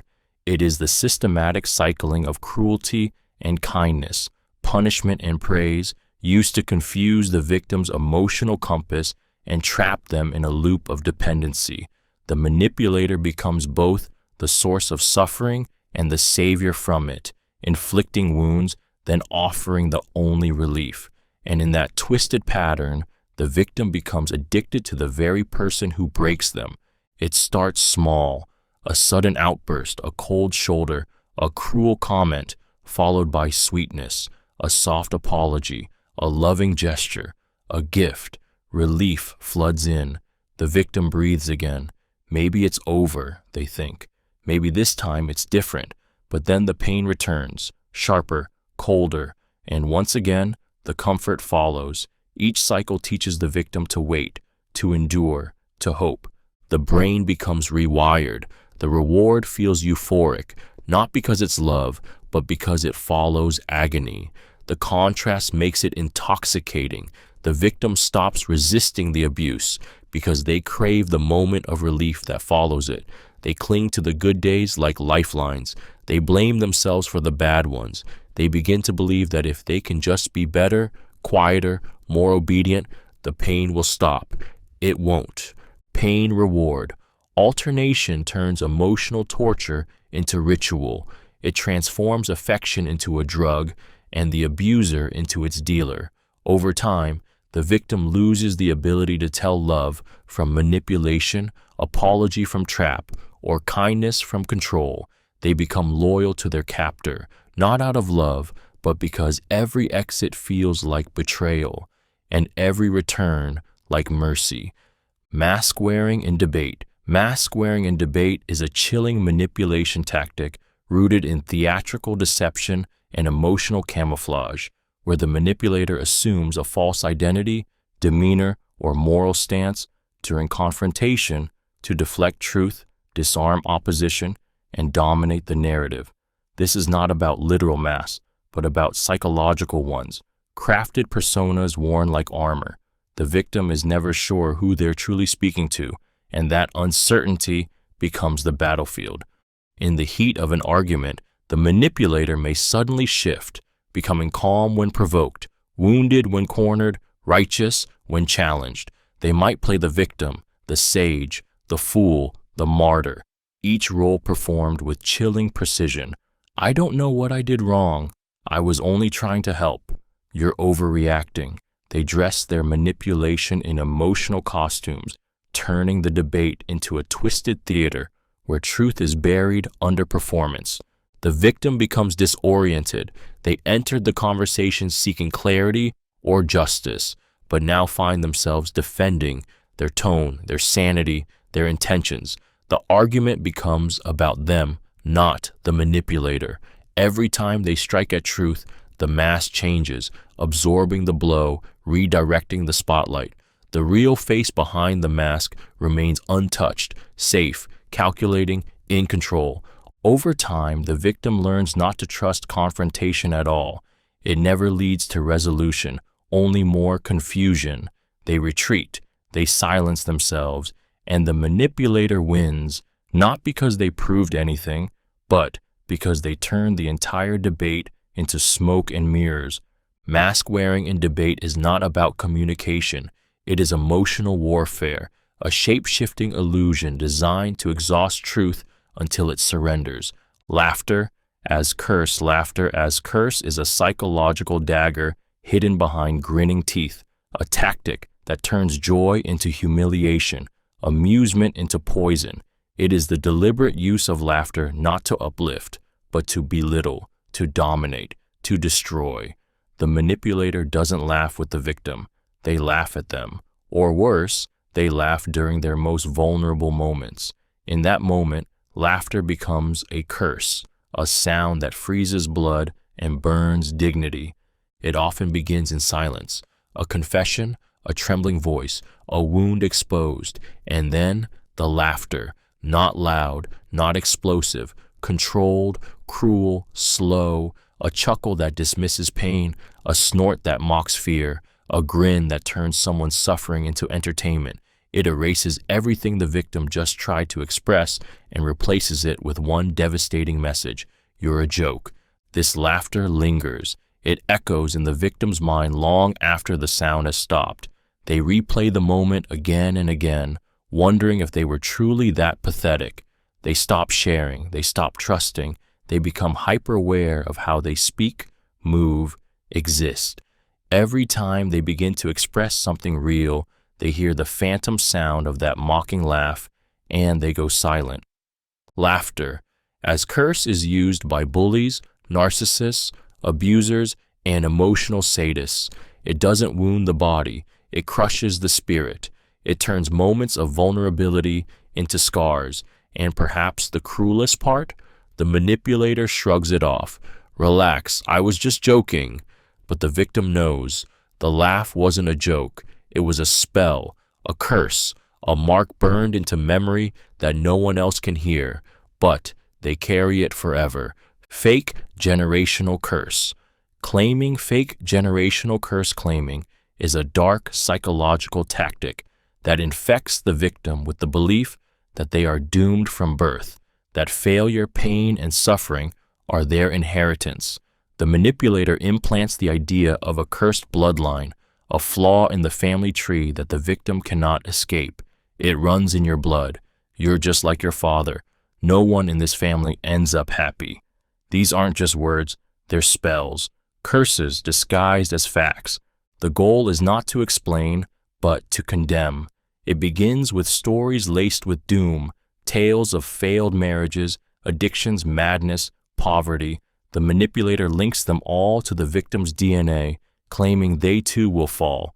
It creates an invisible chain, a sense that no matter what they do, they're bound to fail. It steals hope from the future and dignity from the present.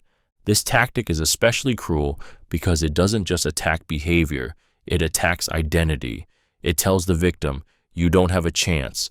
It reframes every mistake as destiny, every flaw as fate, and even successes are twisted. Don't get comfortable. People like us always fall eventually. The victim begins to self-sabotage, to live down to the curse, to see every storm as proof that the blood was always poisoned. The manipulator, now positioned as the truth teller, maintains power by presenting themselves as the only one who sees the pattern. The victim, trapped by fear and shame, becomes easier to control. Fake generational curse. Claiming doesn't pass down a curse. It creates one. It wraps the victim's spirit in ancestral chains that never existed and tightens them every time they try to rise. Midwife whisper tactics. Midwife whisper tactics are ancient, insidious tools of emotional engineering. Manipulations whispered during birth, illness, trauma, or crisis, when a person is most vulnerable, most open, and most impressionable. The term evokes the image of a trusted figure, a midwife, healer, caretaker, someone allowed close in sacred, raw moments. And it is in that closeness, that intimacy, that the whisper takes root. It enters not as a command, but as a truth carried in breath. And once it's inside, it never leaves. The manipulator leans in as the victim suffers. During labor, heartbreak, panic, sickness, they whisper phrases laced in suggestion, identity, curse. Your child will always bring pain. This is what happens when you trust. You were born to endure. These words are soft, soothing, but sharp enough to scar the soul. They imprint like emotional tattoos, unquestioned because they arrived when the mind was wide open and raw. This tactic is horrifying because the whisper becomes belief. The victim grows around it like a tree bent by wind. They raise a child under the weight of guilt. They enter every relationship expecting betrayal. They internalize pain as destiny, and they never remember exactly when it began, only that it's always been there. Midwife whisper tactics often go unchallenged because they are masked as care, closeness, love, but their purpose is to bend the will, to define the story from its beginning, to create a reality so deeply embedded that the victim believes it was always theirs, when in truth it was planted, in a whisper, when they were too broken to resist.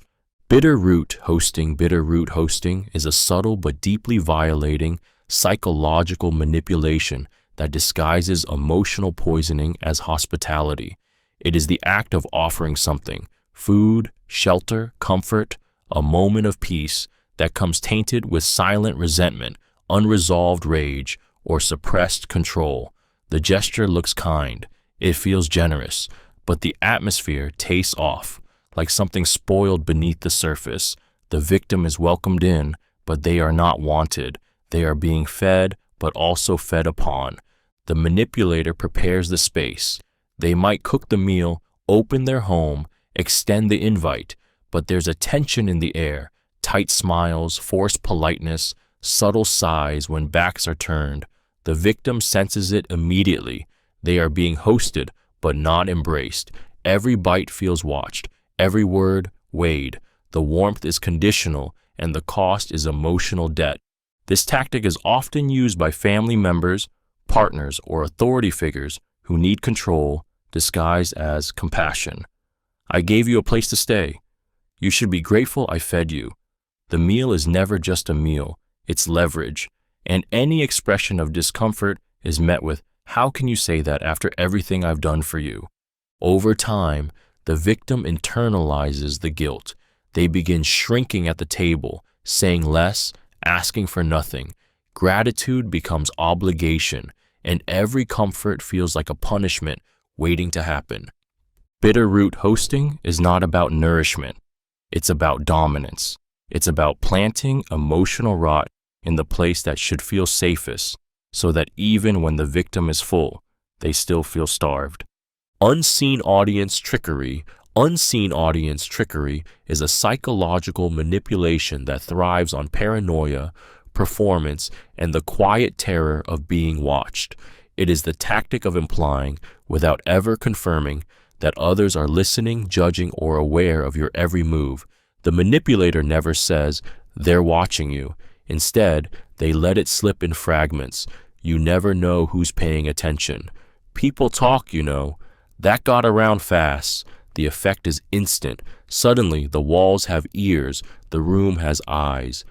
The victim begins to second-guess everything.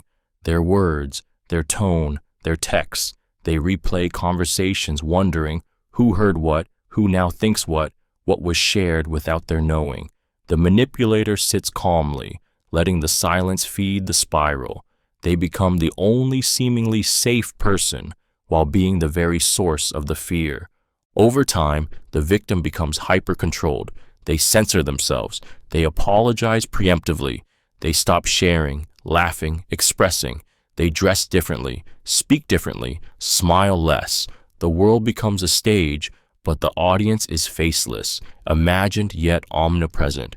The victim forgets who they are when no one's watching, because they begin to believe someone always is. Unseen audience trickery breaks a person's authenticity by flooding their inner world with invisible pressure. It turns casual life into theater and the self into a constantly edited script. The manipulator doesn't need to threaten or expose.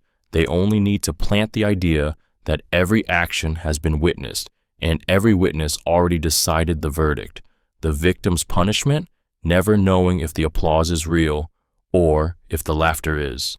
Ancestor bone clinking. Ancestor bone clinking is an ancient and chilling psychological tactic that uses the weight of ancestral legacy as a weapon through sound, ritual, or haunting reference to control, shame, or paralyze a person with invisible eyes from the past.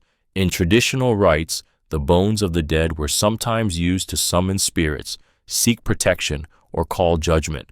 In manipulation, those bones are metaphoric or sometimes eerily real, used to remind the victim that their every step is watched by those long buried.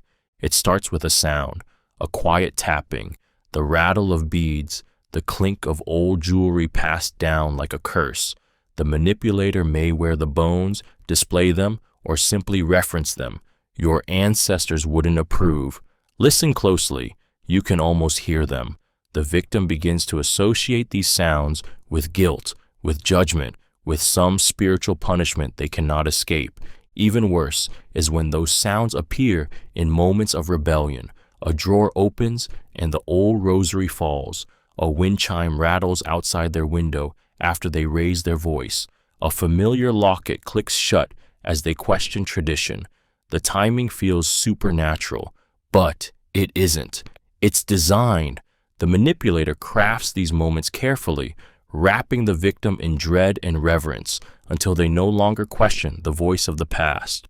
Over time, the victim fears becoming a disappointment, not just in the present, but eternally.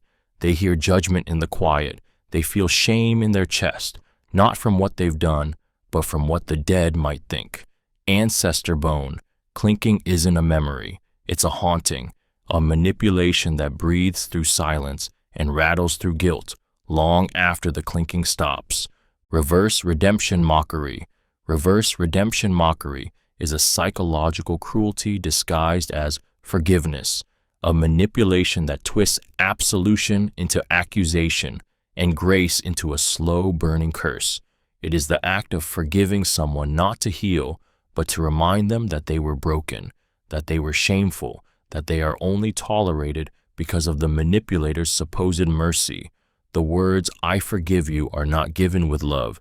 They are laced with superiority and venom. It begins after a perceived mistake, a breakdown, or a confession. The victim, raw and remorseful, reaches out for understanding. The manipulator obliges, but not to restore peace. They accept the apology with an edge. "It's okay. I'm a better person than you. I've moved on," even if you can't. You did hurt me, but I'm choosing to rise above it. The forgiveness becomes theater, and the victim becomes the villain in a story that never ends. The pain lies in the tone, the timing, the repeated retelling. The manipulator brings it up months later, years later, always as a reminder. You were the wrong one. I was the savior. Every time the words are said, they dig deeper into the victim's mind.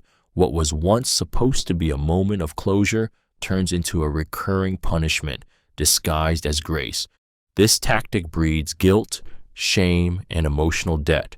The victim begins to feel unworthy, forever in a state of repayment to someone who uses kindness like a scalpel. Reverse redemption. Mockery doesn't offer release. It offers a cage, one built from the twisted remains of what could have been healing. And every time the manipulator says, "I forgive you," the chains tighten. Torch snuffing display. Torch snuffing display is a symbolic and psychologically devastating manipulation tactic that uses the sudden extinguishing of light, literal or emotional, as a weapon of fear, dominance, and silent threat. In ancient rituals, torches represented guidance, truth, life itself. To snuff one out wasn't just to remove illumination, it was to send a message. Hope is over, warmth is gone, you are now alone. And manipulators still use this tactic today, wielding darkness like a blade. It happens in a moment. A light is killed mid-conversation, a candle blown out during intimacy, a room, once glowing, suddenly swallowed in shadow as the manipulator stands still, saying nothing. It's theatrical, but not for attention. It's a demonstration, a silent act of erasure. It says, "I control the light around you. I decide when you feel safe." This tactic is often used at the height of tension, during an argument, after a confession, in moments of vulnerability. The victim is left blinking into the dark, heart pounding, skin prickling with confusion and dread. They aren't just denied light, they're denied emotional safety. The torch becomes a metaphor for connection, and when it's snuffed, the message is clear. You no longer deserve this. Some manipulators do this with presence instead of fire. They withdraw affection in an instant, go cold mid-sentence, end a warm moment with a chilling pause. 1 second you're in light, the next you're abandoned. That contrast is what breaks people. The shift from safety to shadow becomes the punishment. Torch snuffing display isn't just about turning off a flame, it's about extinguishing hope with a gesture so simple it feels holy until you realize it was meant to hurt. Charm-breaking ceremony. Charm-breaking ceremony is a calculated psychological ritual designed to shatter someone's aura, charisma, or perceived magic in the eyes of others, deliberately and publicly. It is not a physical attack, but a symbolic dismantling of power. The manipulator sees someone admired, loved, or influential, and decides they shine too brightly, so they begin a process to dim that light, to expose flaws, mock beauty, interrupt authority, until the very people who once adored the target begin to look away. It starts with small cutting gestures, a laugh at the wrong moment, a sarcastic comment right after a compliment, a rumor disguised as concern. They seem charming, but have you ever noticed? The manipulator chips at the pedestal inch by inch. In public spaces, they may stage subtle embarrassments, pointing out a mistake, contradicting a story, calling out a misstep, just loud enough for others to hear. It's not an attack, it's a ceremony, a ritual of unraveling. The crowd begins to shift. The eyes that once admired now squint with doubt. Laughter becomes hesitant. Respect becomes caution. And the target, feeling the sudden shift, begins to stumble. Confidence wavers. The magic, once effortless, now feels forced. And that's the final blow, watching someone implode under the pressure of lost perception. Charm-breaking ceremony is often performed by those who envy from the shadows. They don't seek to grow, they seek to diminish. They don't confront, they corrode, and once the charm is broken, once the sparkle dims, they step back into the silence, satisfied, while the victim is left standing in a room full of people who no longer believe in their light. Eulogy for the living. Eulogy for the living is a manipulative psychological tactic that mourns someone while they are still alive, deliberately treating them as if they are dead, erased, or no longer worthy of connection. It's not grief, it's punishment. The manipulator delivers this symbolic eulogy through cold finality, speaking in past tense, withdrawing emotionally, or referencing the victim as someone they used to know, as if they have already been buried and forgotten. It can happen publicly or in private. You're not who you were. The person I loved is gone. I don't even recognize you anymore. The words aren't said in anger. They're said with icy sorrow, as if the manipulator is grieving a death the victim had no part in. It confuses and breaks the spirit, because how do you fight for your life when someone's already holding your funeral? The victim begins to feel invisible, disconnected, unmoored from their identity. Their attempts to defend themselves are met with sighs and pity, as if watching a ghost struggle to remember it once lived. It's so sad what you've become, they say, smiling with grief that is feigned, controlled, and cruel.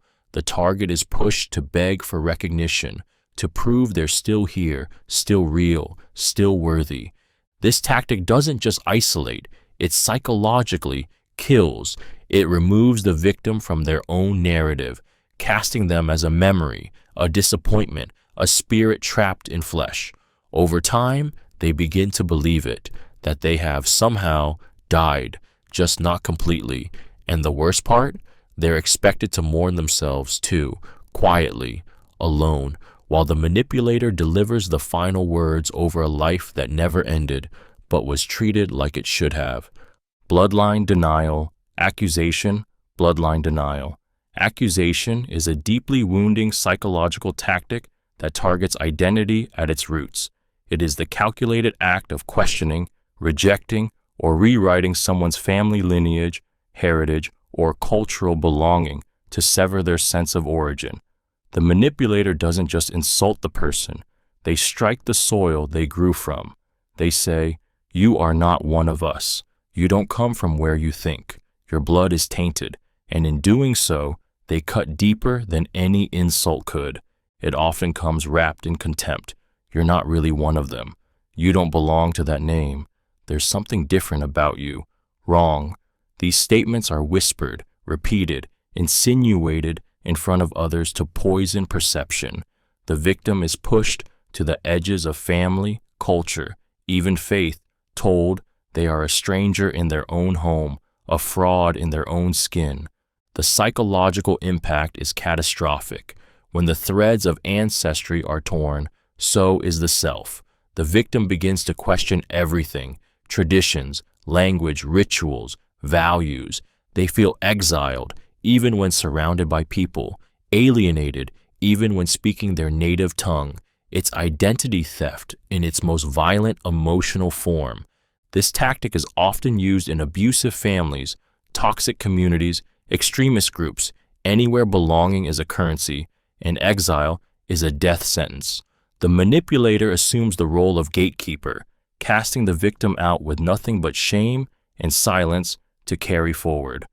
Bloodline denial.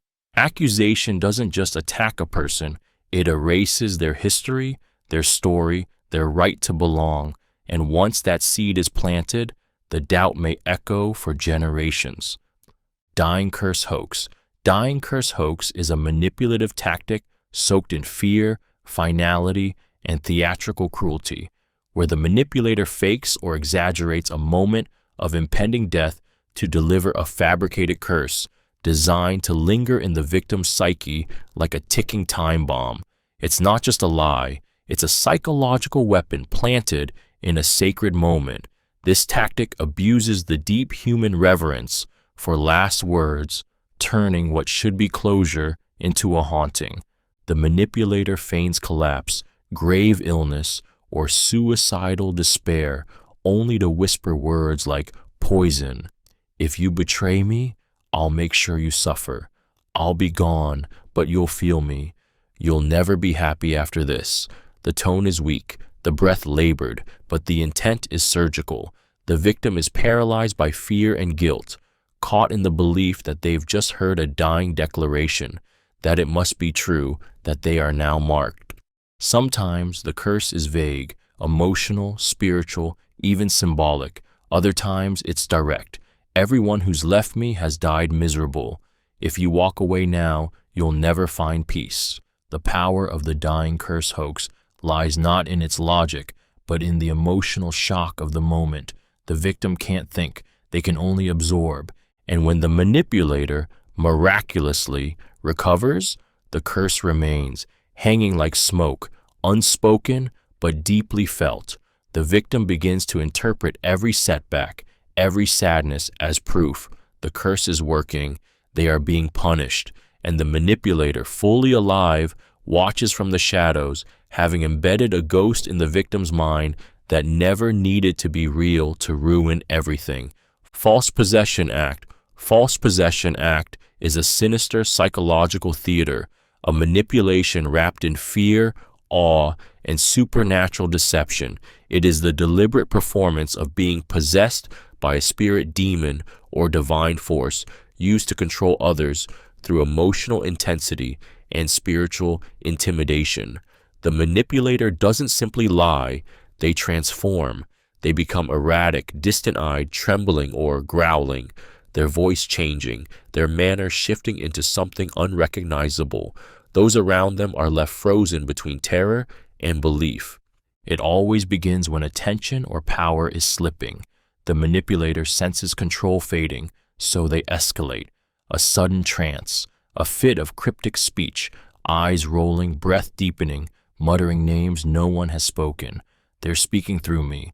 It's not me, it's them. The claim removes responsibility while amplifying dominance. People stop challenging. They start watching, and eventually, they obey. The performance becomes a holy weapon. In religious circles, it incites reverence. In relationships, it manufactures fear. In cults, it creates absolute obedience, because if someone truly believes they are witnessing possession, they stop questioning logic. They lean into instinct, and the manipulator becomes the sacred, the cursed, the chosen. But behind the mask is calculation. Every shiver rehearsed, every moan crafted, every word uttered in the voice of the other, designed to break resistance. The victim, caught between belief and dread, feels small, powerless, afraid to offend something larger than human. False Possession Act doesn't just dominate, it petrifies. It converts doubt into silence. And the most dangerous part? The manipulator begins to believe the act too, and in that delusion, the damage becomes eternal. Womb Curse Claims. Womb Curse Claims is a vicious and deeply invasive psychological manipulation that strikes at the core of a person's identity, femininity, or legacy by suggesting that their ability to create, nurture, or bear life is cursed, broken, or doomed. This tactic doesn't just attack the body, it assaults the spirit. It embeds shame into biology, turning something sacred into something to be feared, mistrusted, or loathed. The manipulator doesn't need medical proof, they only need suggestion. You'll never have children. Everything you touch withers. Your womb is cursed, just like your mother's. These words may come in the form of warnings, cruel prophecies, or even false compassion. I feel sorry for you. You'll never know what it's like to bring life. Said with a sigh, a tilted head, a whisper soaked in judgment. This tactic is especially devastating because it hijacks the deeply personal hope of future creation, whether that's literal children, relationships, or any kind of legacy. It infects confidence, poisons intimacy, and creates a haunted echo in every moment of joy. What if it's true? Victims may begin to withdraw, to sabotage love, to mistrust their own bodies. Every cycle, every failure, every silence feels like evidence. They internalize the curse, see themselves as tainted, and even when they push back, The manipulator just smiles. Time will tell. A dagger disguised as patience. Womb Curse Claims doesn't just attempt to control, it seeks to erase. It rewrites the victim's relationship with their own body, their future, and their worth. And whether or not the curse is real becomes irrelevant, because the damage lies in believing it ever could be. Sudden silence in dialogue. Sudden silence in dialogue is a cold, paralyzing tactic of psychological disruption used to dominate conversation, punish vulnerability, and fracture emotional momentum. It is the sudden, intentional withdrawal of words in the middle of a discussion, right when emotions are high, truth is surfacing, or vulnerability is exposed. The silence isn't peaceful, it's surgical, it cuts, and its purpose is not to reflect, but to control. It begins when the victim says something raw, honest, maybe even shaky, a confession, a question, a plea, and instead of responding, the manipulator goes still. Their eyes lock or drift away, their face hardens. They say nothing. Seconds stretch like hours. The victim's heart starts to race. Their mind spirals. Did I say something wrong? Are they angry? Do they know something I don't? This silence isn't passive. It's an assault cloaked in absence. The manipulator knows exactly what they're doing. By withholding a response, they hijack the moment. The victim is left dangling in space, desperate to fill the void. They backtrack, apologize, soften. They give more than they intended just to bring the sound back, to restore safety. Over time, this tactic teaches submission. It rewires emotional rhythm. The victim becomes terrified of silence, not because it's quiet, but because they've been trained to associate it with judgment, rejection, or punishment. They begin to speak carefully, tentatively, always fearing the silence that might follow. Sudden silence in dialogue turns conversation into a battlefield, not with shouting, but with stillness so heavy it suffocates. It doesn't end a discussion, it kills it, while the victim is still mid-sentence. Darkened reflection gaze.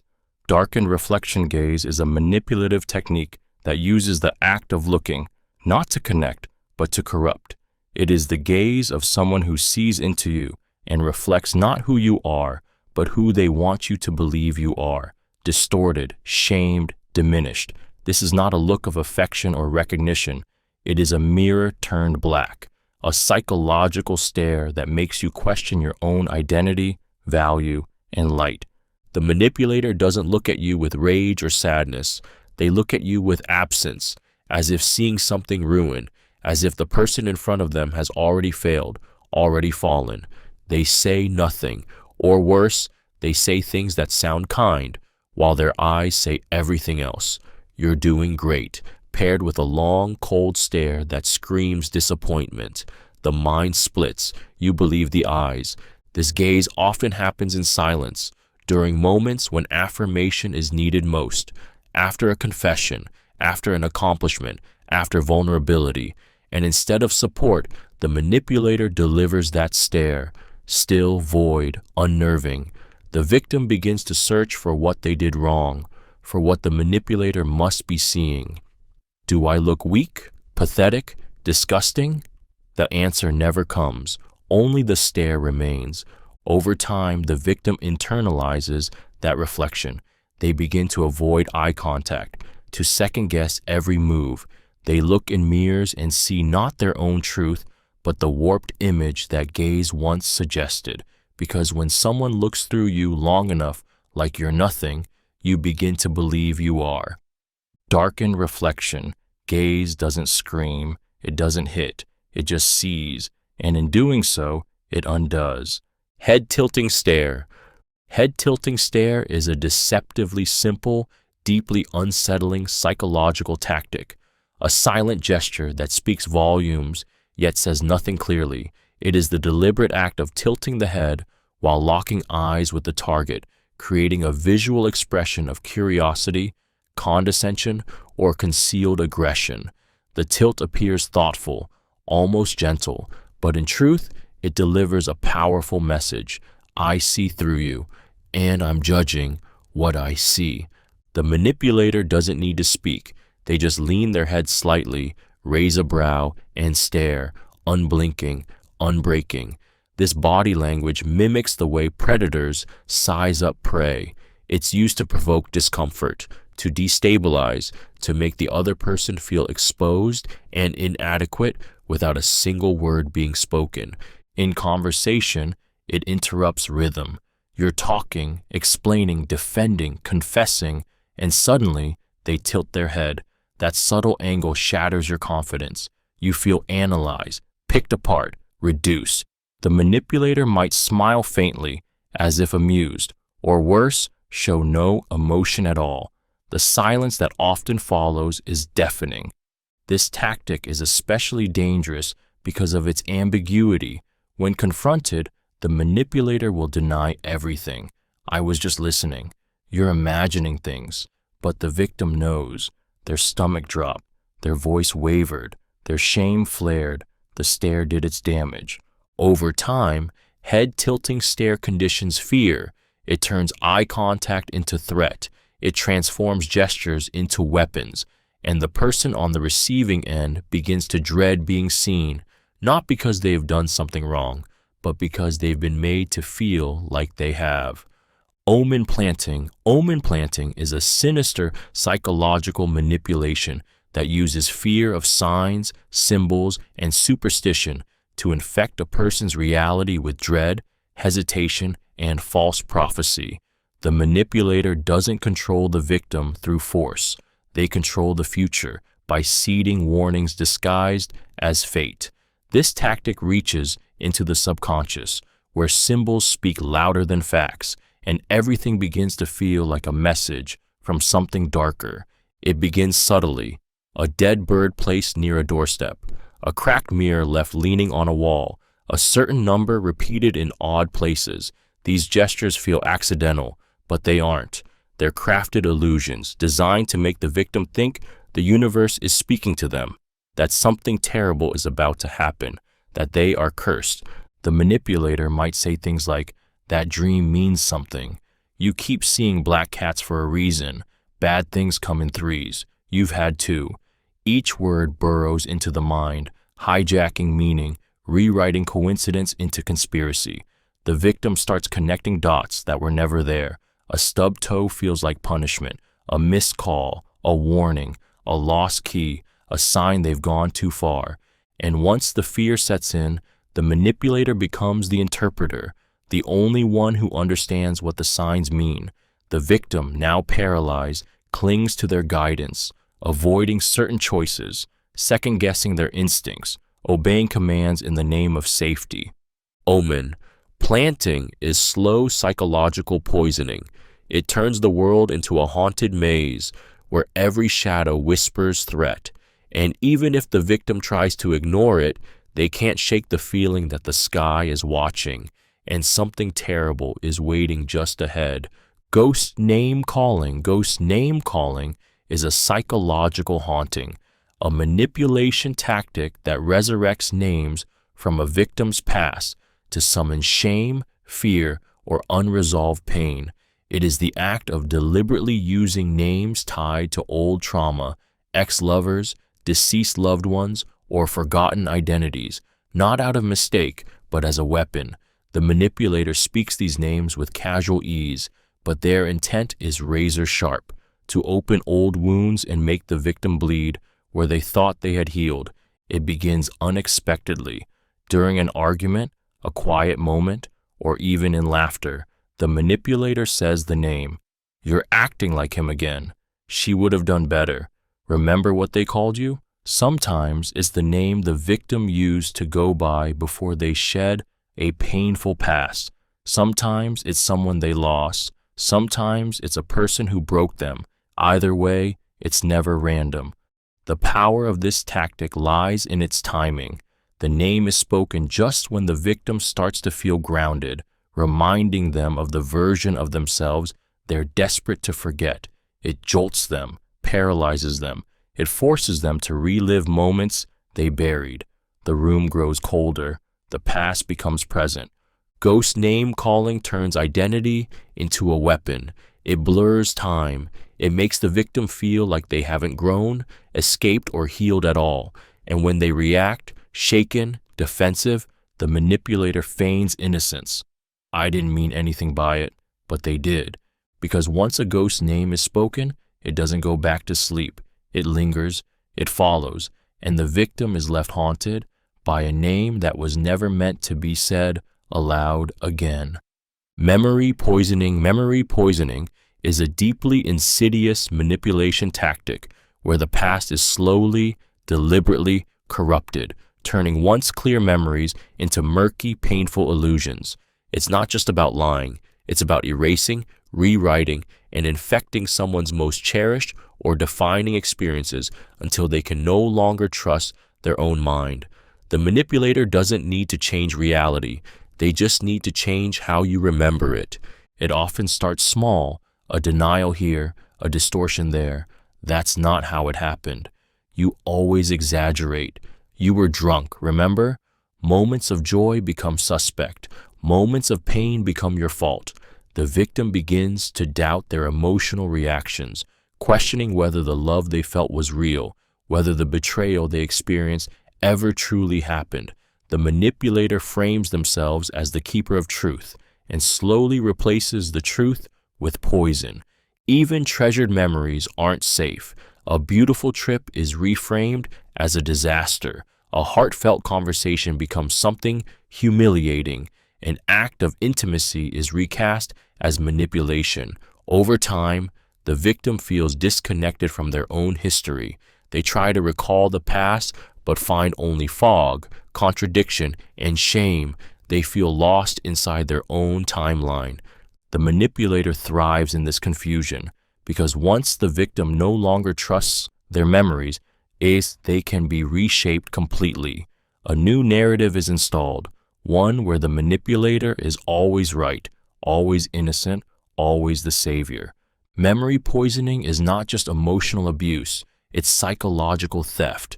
It robs a person of their story, and without a story, identity crumbles, reality bends, and the victim, unsure of what's real anymore, becomes easier to control, silence, and erase.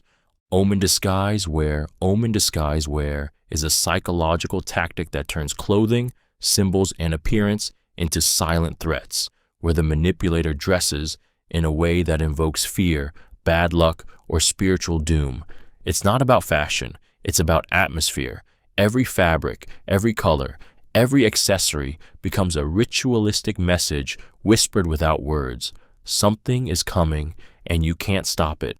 The manipulator chooses their look deliberately. A funeral veil at a dinner, all black in celebration, red gloves during conflict, a necklace of teeth, a robe worn backwards, symbols that mimic death rites or old world curses. The victim notices, but can't explain why their skin crawls. You look different. Why are you wearing that? And the reply comes cool and cryptic. It felt right today. Over time, the wardrobe becomes a psychological conditioning tool. The victim begins to associate certain outfits with impending chaos. A coat means distance. A scarf means silence. A ring means punishment is coming. They start watching what the manipulator wears before they even speak, hoping to decipher the storm ahead. And the true cruelty? It's deniable.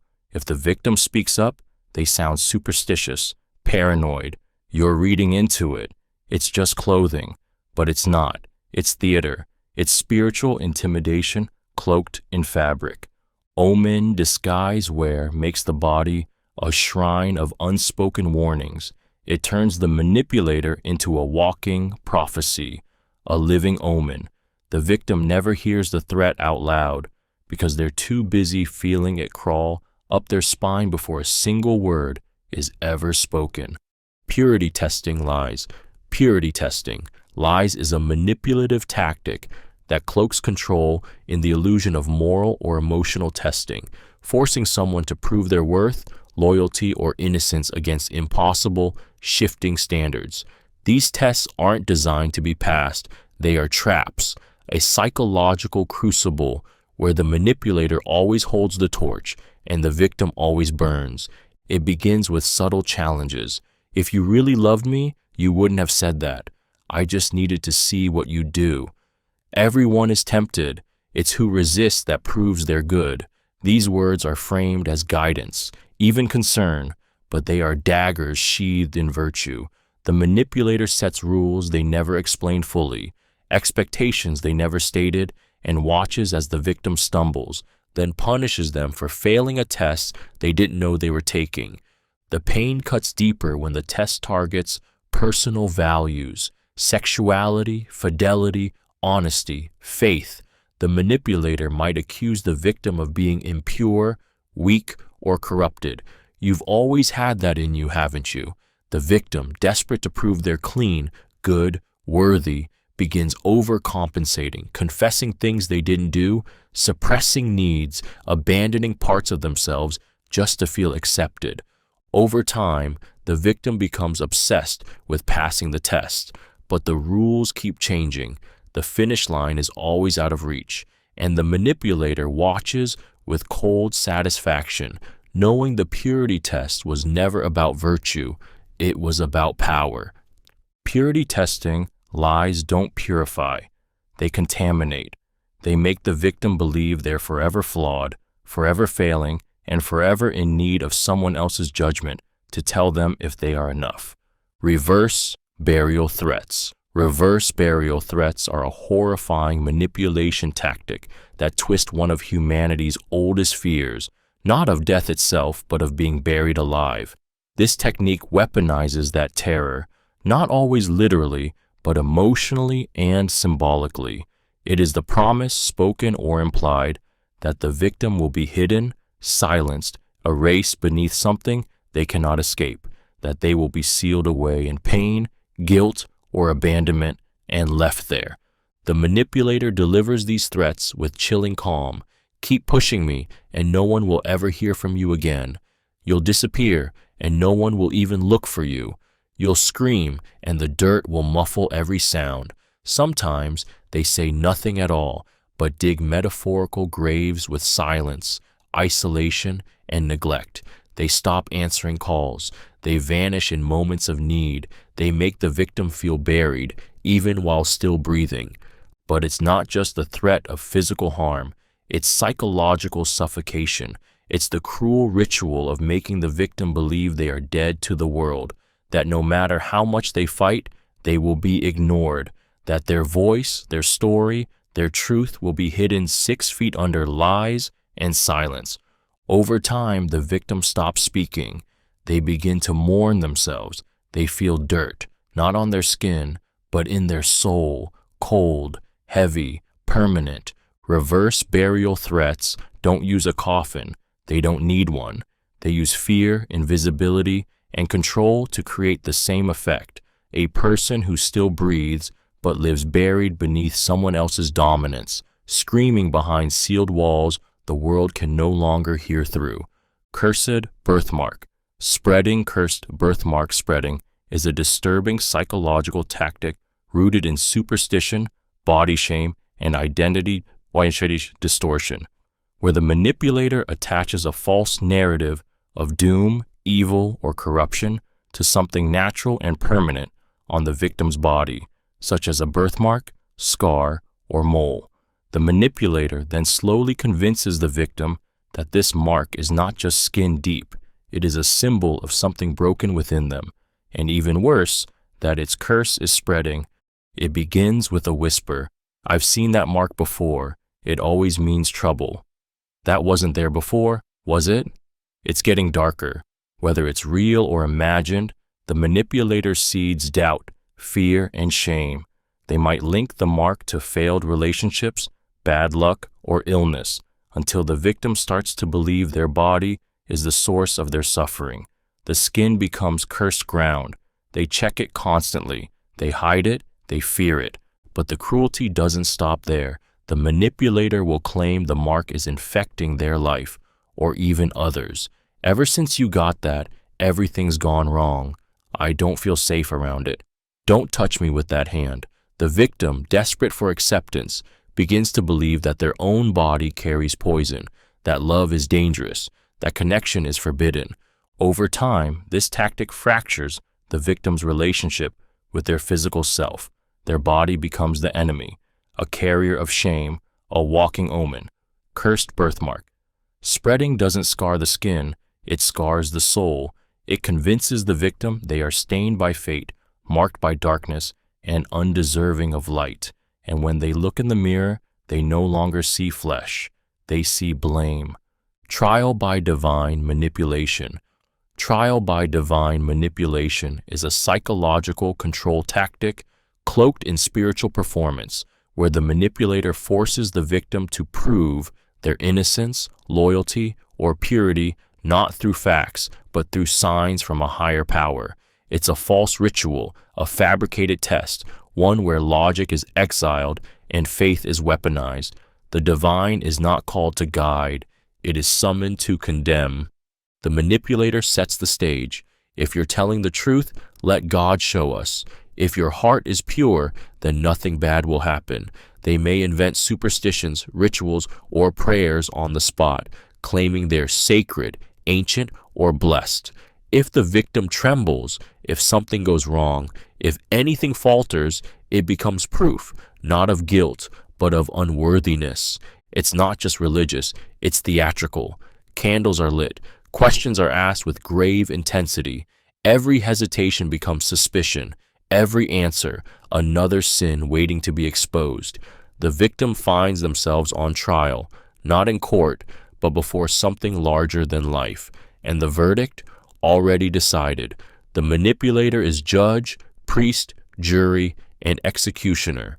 Over time, the victim learns to fear questioning, to associate honesty with punishment, to silence their instincts in favor of appeasing whatever divine standards are imposed. Because when failure is framed as divine judgment, the shame goes deeper. It's no longer just a personal mistake, it's a cosmic flaw. Trial by divine manipulation turns belief into bondage. It corrupts spirituality into surveillance, and the victim, desperate to be seen as good, faithful, or clean, becomes trapped in a rigged ritual where every step leads further away from freedom and closer to damnation.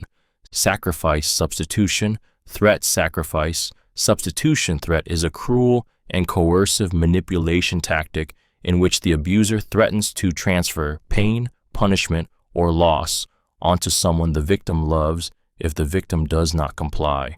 It's not a direct assault, it's a psychological hostage situation. The manipulator holds innocence at gunpoint and demands obedience, not out of fear for the self, but out of fear for those who are helpless, precious, or dependent. It starts with quiet menace. If you don't take the fall, someone else will. Do you want them to suffer for your choices? Fine, then she'll pay the price instead. The threat is never shouted. It's murmured, implied, and aimed with surgical precision at the victim's heart. Parents, siblings, children, pets, even best friends. Anyone the victim would die to protect becomes currency. This tactic weaponizes love. It forces the victim into corners they can't escape from without choosing harm. Either they betray themselves or allow harm to someone they cannot bear to lose. The manipulator knows this and exploits it mercilessly. They play the victim's guilt like a piano, each note a reminder of what they stand to lose. The result is obedience soaked in agony. The victim complies, submits, apologizes for things they didn't do because the alternative is unthinkable. And even after the threat has passed, the fear lingers. What if they try again? That terror becomes a leash. Love turns into a cage. Sacrifice, substitution. Threat doesn't demand loyalty. It bleeds it out of the victim, slowly, until every act of survival feels like betrayal, and every breath they take is bought with someone else's pain. Fear empowerment. Claiming is a twisted psychological tactic in which the manipulator claims credit for the victim's fear, as if instilling terror is proof of strength, wisdom, or superiority. It is not enough for them to intimidate. They must own your fear, wear it like a crown, and make you believe that your trembling is their triumph. It's not just abuse, it's branding. The manipulator often says it outright. You're scared of me, and that's because I matter. People only fear what they can't control. Your fear proves I have power over you. These statements are delivered with smugness, not menace, with the calm, quiet conviction of someone who believes fear is admiration in disguise. And the worst part? The victim often believes it. The fear may come from emotional volatility, unpredictable punishment, explosive anger, or even silence that stretches like a knife. But instead of apologizing or showing remorse, the manipulator reframes it as a feature, not a flaw. They transform pain into proof of their dominance. They train the victim to see fear as respect, obedience as reverence. Over time, the victim becomes dependent on that dynamic. They start to measure safety not by comfort, but by proximity to the one they fear. They begin to think, if they scare me, they must be important. If I feel small, it must be because they're great. Fear empowerment claiming is not just about domination. It's about distortion. It recasts cruelty as charisma, and the victim, stuck in a maze of trembling admiration, forgets that fear isn't respect. It's a signal to run. But by the time they remember, their fear belongs to someone else, and so does their power. Familiar spirit fabrication. Familiar spirit fabrication is a deeply manipulative psychological tactic that draws from the occult and ancient folklore, where the manipulator invents or invokes a spirit, entity, or invisible guide that only they can see, hear, or understand. This entity becomes their mouthpiece, their excuse, their unseen enforcer. It is a haunting illusion crafted to justify control, deliver fear, or create divine justification for manipulation. It is not just delusion, it is weaponized belief. The manipulator might say, "My spirit warns me about you," or "They speak to me and they don't trust you." Sometimes it's said in whispers, sometimes as prophecy. The victim is left questioning reality.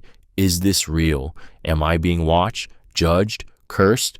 The familiar spirit becomes a third presence in the room, one that can't be seen but is always felt. Its judgments, its warnings, its punishments all come through the manipulator's voice. Over time, the victim's fear shifts from the person to the presence. The manipulator becomes the vessel. The spirit is always on their side, always right, always watching. It creates an invisible power imbalance. I didn't say it, they did. The spirit doesn't like you. It allows the abuser to inflict harm without taking responsibility, to divine their suspicions into sacred truth. Familiar spirit fabrication turns fantasy into control. It blurs the line between mysticism and madness until the victim starts to self-censor, self-fear, and self-punish. Even when they leave, the voice of the so-called spirit may follow, echoing in nightmares, decisions, and doubt, because the most terrifying ghosts are not the ones that haunt houses, but the ones that are planted deliberately in the mind. Soul-fragmenting belief implant, soul-fragmenting belief implant is one of the most devastating psychological manipulations, a tactic that convinces a person that they are broken at the very core, not because of what they've done, but because of what they are. It is the deliberate implantation of the belief that the self is shattered, fragmented, and inherently incomplete. This is not self-doubt. It is engineered spiritual disintegration. The manipulator does not attack overtly. They start with quiet seeds. Something's missing in you. You were never whole, were you? You've always felt that crack inside, haven't you? These phrases feel curious, even compassionate, but they begin to erode. The victim starts to search inward, desperate to find the flaw, and once they start looking, they find it everywhere. Every mistake becomes evidence.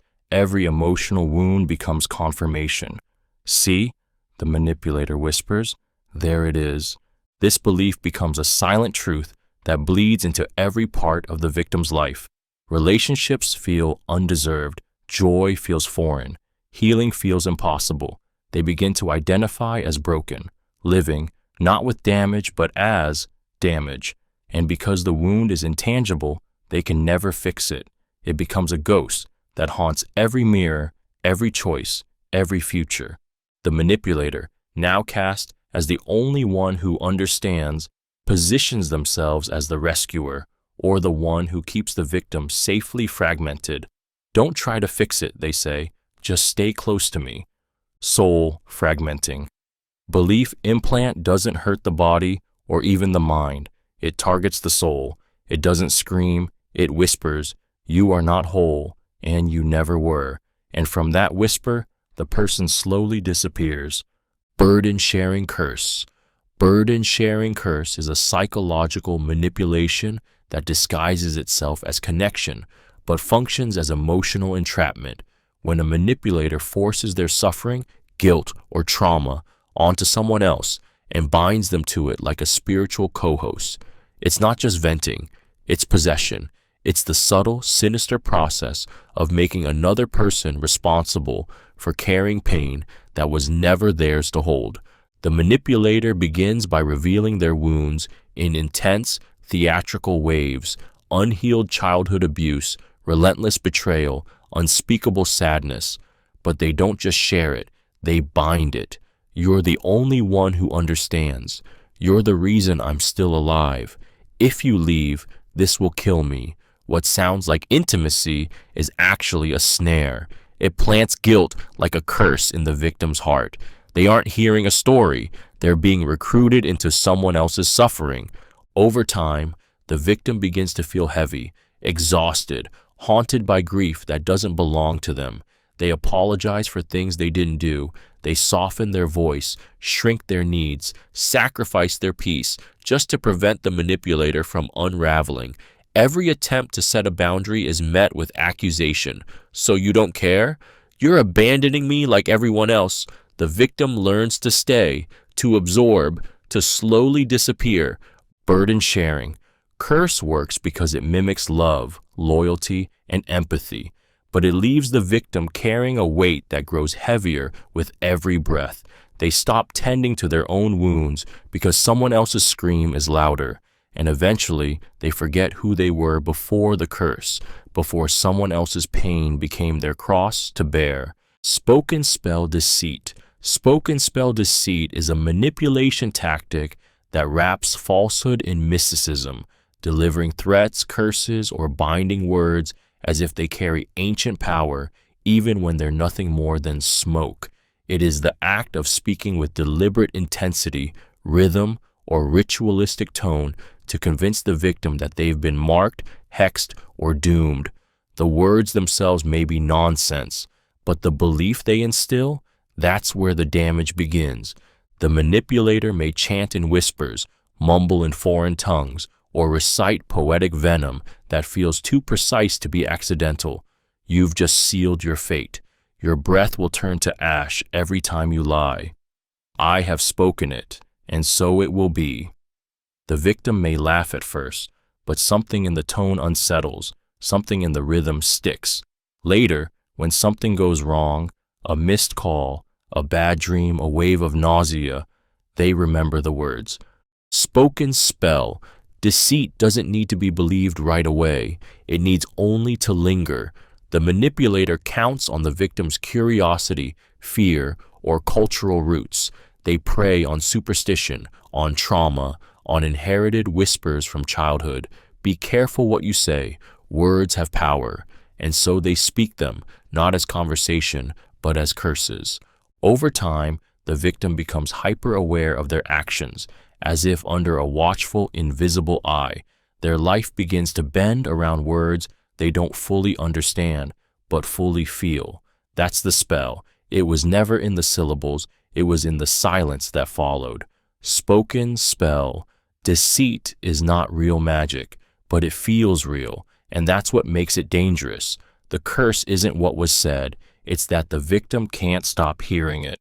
Dark fasting enforcement. Dark fasting enforcement is a twisted psychological control tactic that weaponizes deprivation under the guise of discipline, purification, or penance. It is not about health or spirituality. It is about domination through starvation. The manipulator enforces restriction of food, speech, pleasure, or rest, framing it as a sacred act or necessary punishment. But beneath the surface, it's not cleansing, it's breaking. It starts with a subtle suggestion. You need to clear your head. You don't deserve to eat after what you did. Silence will purify you. Slowly, the victim is encouraged or commanded to deny themselves what their body and mind need to survive and feel human. The hunger becomes symbolic. It's not just the body that's emptying, it's the self. The manipulator watches, often calmly, as the victim wastes. Their voice quiets, their eyes dim, their boundaries weaken. In that fragile state, the victim becomes more malleable, easier to guilt, to reshape, to control. Any resistance is labeled defiance. Any plea for compassion is weakness. The more they suffer, the more the manipulator claims virtue. This is how you grow. Only through pain can you change. But there is no growth, only erosion. The body obeys hunger, but the mind becomes desperate. Reality distorts. The victim begins to believe they must earn nourishment, earn rest, earn the right to speak. They become grateful for crumbs. Dark fasting enforcement is not purification. It is spiritual abuse masked as ritual. It steals strength, rewrites worth, and leaves the victim thanking their captor for the privilege of suffering. Hanged Effigy Ritual. Hanged Effigy. Ritual is a psychologically violent tactic rooted in symbolic execution, publicly displaying a likeness of a person being punished, rejected, or erased. It is not a physical attack, but a theatrical threat, a message carved in silence that screams, "This could be you." The manipulator doesn't have to touch the victim. They only have to display the intention to destroy them. It often begins with a crude representation, a doll, a scarecrow, a drawing, a photo, something that bears resemblance, physically, emotionally, or spiritually. It's hung, burned, stabbed, or simply displayed in a way that unmistakably mimics punishment. Maybe it swings from a tree, maybe it's pinned to a wall with a knife, maybe it appears in the victim's space without explanation. The effect is immediate and visceral, a cold flood of adrenaline, a gut-deep recognition, they want me gone. The manipulator hides behind ambiguity. It's just a joke. It's art. You're being dramatic, but the message lands like a hammer. The victim becomes hyper-aware, frightened to act, speak, or even exist too loudly. They may begin to alter behavior, submit more quickly, avoid conflict. The threat didn't need to be spoken because it was performed. This tactic is often used in groups, cults, abusive households, places where fear is control. The effigy becomes a proxy for all unspoken violence, hanging quietly, rotting in plain sight. Over time, the victim begins to see their own face in it. Hanged effigy. Ritual is not about the figure. It's about the power of suggestion. It's about showing someone what could happen, then waiting for them to bury themselves before anyone else has to. Mock tribunal setups. Mock tribunal setups are psychologically scarring manipulation tactics that simulate a trial, where the victim is made to feel judged, interrogated, and condemned in a rigged court orchestrated entirely by the manipulator. It mimics justice but delivers cruelty. It is a performance, not of fairness, but of humiliation. The victim is placed at the center like a criminal, surrounded by accusations, often with others present, and made to defend themselves against distorted truths they can never untangle. It begins when the manipulator calls a meeting, a talk, a chance to clear the air, but it is a trap. The outcome is predetermined. The evidence is cherry-picked. The witnesses, if present, have been briefed, biased, or baited. Everyone agrees you've changed. They've seen what I've seen. We just want answers. The victim is already guilty. They're just now realizing it. This setup is meant to shatter confidence, to strip away any sense of fairness or self-trust. The victim is bombarded with questions that aren't questions but traps. Their answers twisted, their silences weaponized. They may cry, protest, or shut down, and every reaction becomes more proof of their guilt. It's psychological suffocation, dressed as dialogue, and when the tribunal ends, it doesn't resolve, it scars. The manipulator walks away with power affirmed. The victim walks away unsure if they're even allowed to be angry. They begin to internalize shame, doubt their reality, apologize for things they didn't do just to make it stop. Mock tribunal setups are not confrontations. They are public executions of character, and they don't need a gavel to leave you condemned. They only need control and the stage to turn your pain into spectacle. Echo-walking ritual. Echo-walking ritual is a subtle but deeply unsettling manipulation technique where the manipulator follows the victim, physically, emotionally, or behaviorally, mirroring their actions not to bond, but to haunt. It is the ritual of imitation turned cold, the echo of footsteps meant not to join you, but to unnerve you. This tactic distorts safety, routine, and individuality, creating an eerie psychological presence that invades without ever touching. It begins simply. The manipulator shows up where the victim is, often without announcement. They mimic posture, repeat phrases, linger in doorways just moments after the victim passes through. I was just thinking that too.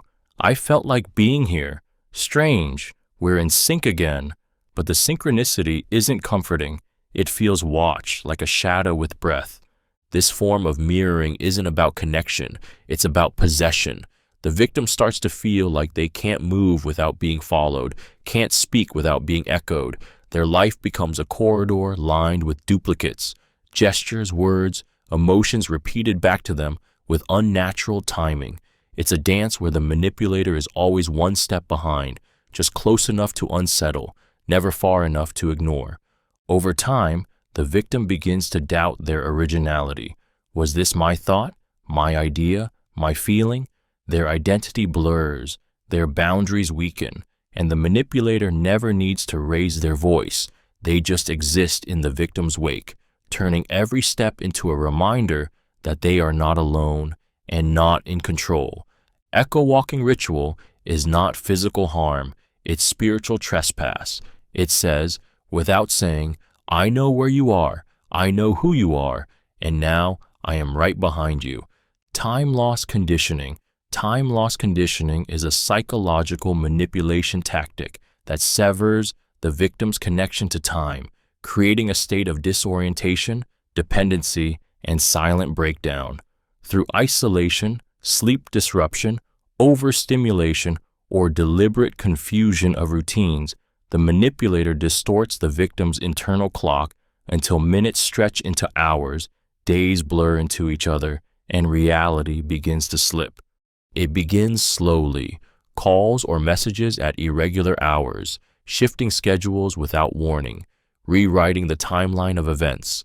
That happened last week, don't you remember? Or, you already told me this yesterday. The victim starts second-guessing their memory, their perception, even their sanity. Sleep is shortened, meals are skipped, clocks are hidden. What used to be structure becomes fog. The manipulator thrives in this chaos, positioning themselves as the only stable point in the victim's unraveling world.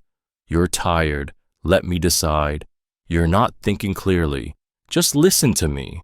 As the victim's grip on time fades, so does their resistance. Fatigue sets in.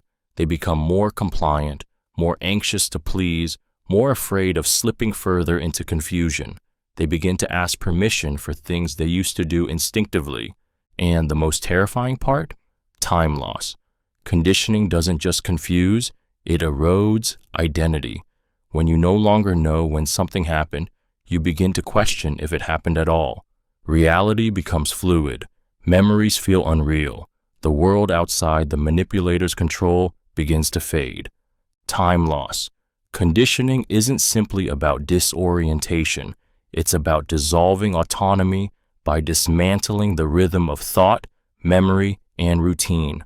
When time itself becomes unreliable, the victim clings to whatever seems constant, even if that constant is the one slowly stealing their mind. Scarification of guilt. Scarification of guilt is a brutal psychological tactic in which emotional pain is etched so deeply into the victim's identity, it begins to feel physical, like a scar that can't be seen, but is felt with every breath. It is the manipulator's art of marking someone permanently through shame, regret, and repeated emotional injury until guilt becomes part of who they are, not something they carry, but something they are. It starts with an accusation, maybe deserved, maybe imagined, but the manipulator doesn't seek apology. They seek branding. You ruined everything. You'll never make it right. This is who you are now. The words are repeated, sometimes screamed, sometimes whispered. The tone doesn't matter. Repetition does. Over time, the guilt stops being connected to a single act. It becomes identity. The victim begins to self-police. They apologize for things they haven't done. They anticipate punishment, even in peace. They flinch at kindness, convinced they don't deserve it. Every time they try to move forward, the manipulator scratches the memory back open. Have you forgotten? You don't get to be okay yet. The wound never closes. That's the point. Some manipulators escalate further, encouraging self-harm, isolation, or emotional punishment as a twisted form of redemption. And even when the manipulator is gone, the scar remains. It whispers in quiet moments. It shapes decisions. It blocks healing. Scarification of guilt is not correction. It is branding by shame. It ensures that the victim never fully stands tall again, that every mirror reflects not a face, but a wound.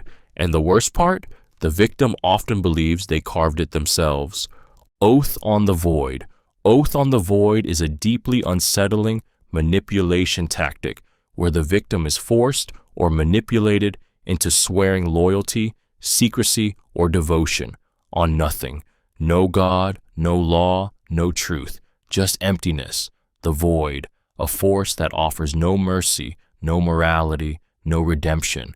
It is the most dangerous kind of oath because it is not bound to anything real. It is bound to fear, to the unknown, to a silence so vast it swallows reason. The manipulator doesn't ask for trust. They demand surrender. Swear on what can't be undone. Swear into the dark, where nothing forgives. The words feel sacred, but hollow. The victim may feel chills without knowing why, because the oath isn't just to the manipulator, it's to the threat of oblivion. It plays on a primal fear that breaking this vow won't bring punishment from a god, but something worse. Nothing at all. No judgment, no closure, just the endless echo of betrayal in a vacuum. What makes this tactic so disturbing is its psychological permanence. Once the victim swears an oath on nothing, they have nothing to appeal to, no higher power to protect them, no forgiveness to seek. It traps them in a moral void where only guilt lives, growing like rot. The manipulator reinforces this with silence, with cold reminders. Remember what you swore into. The void remembers.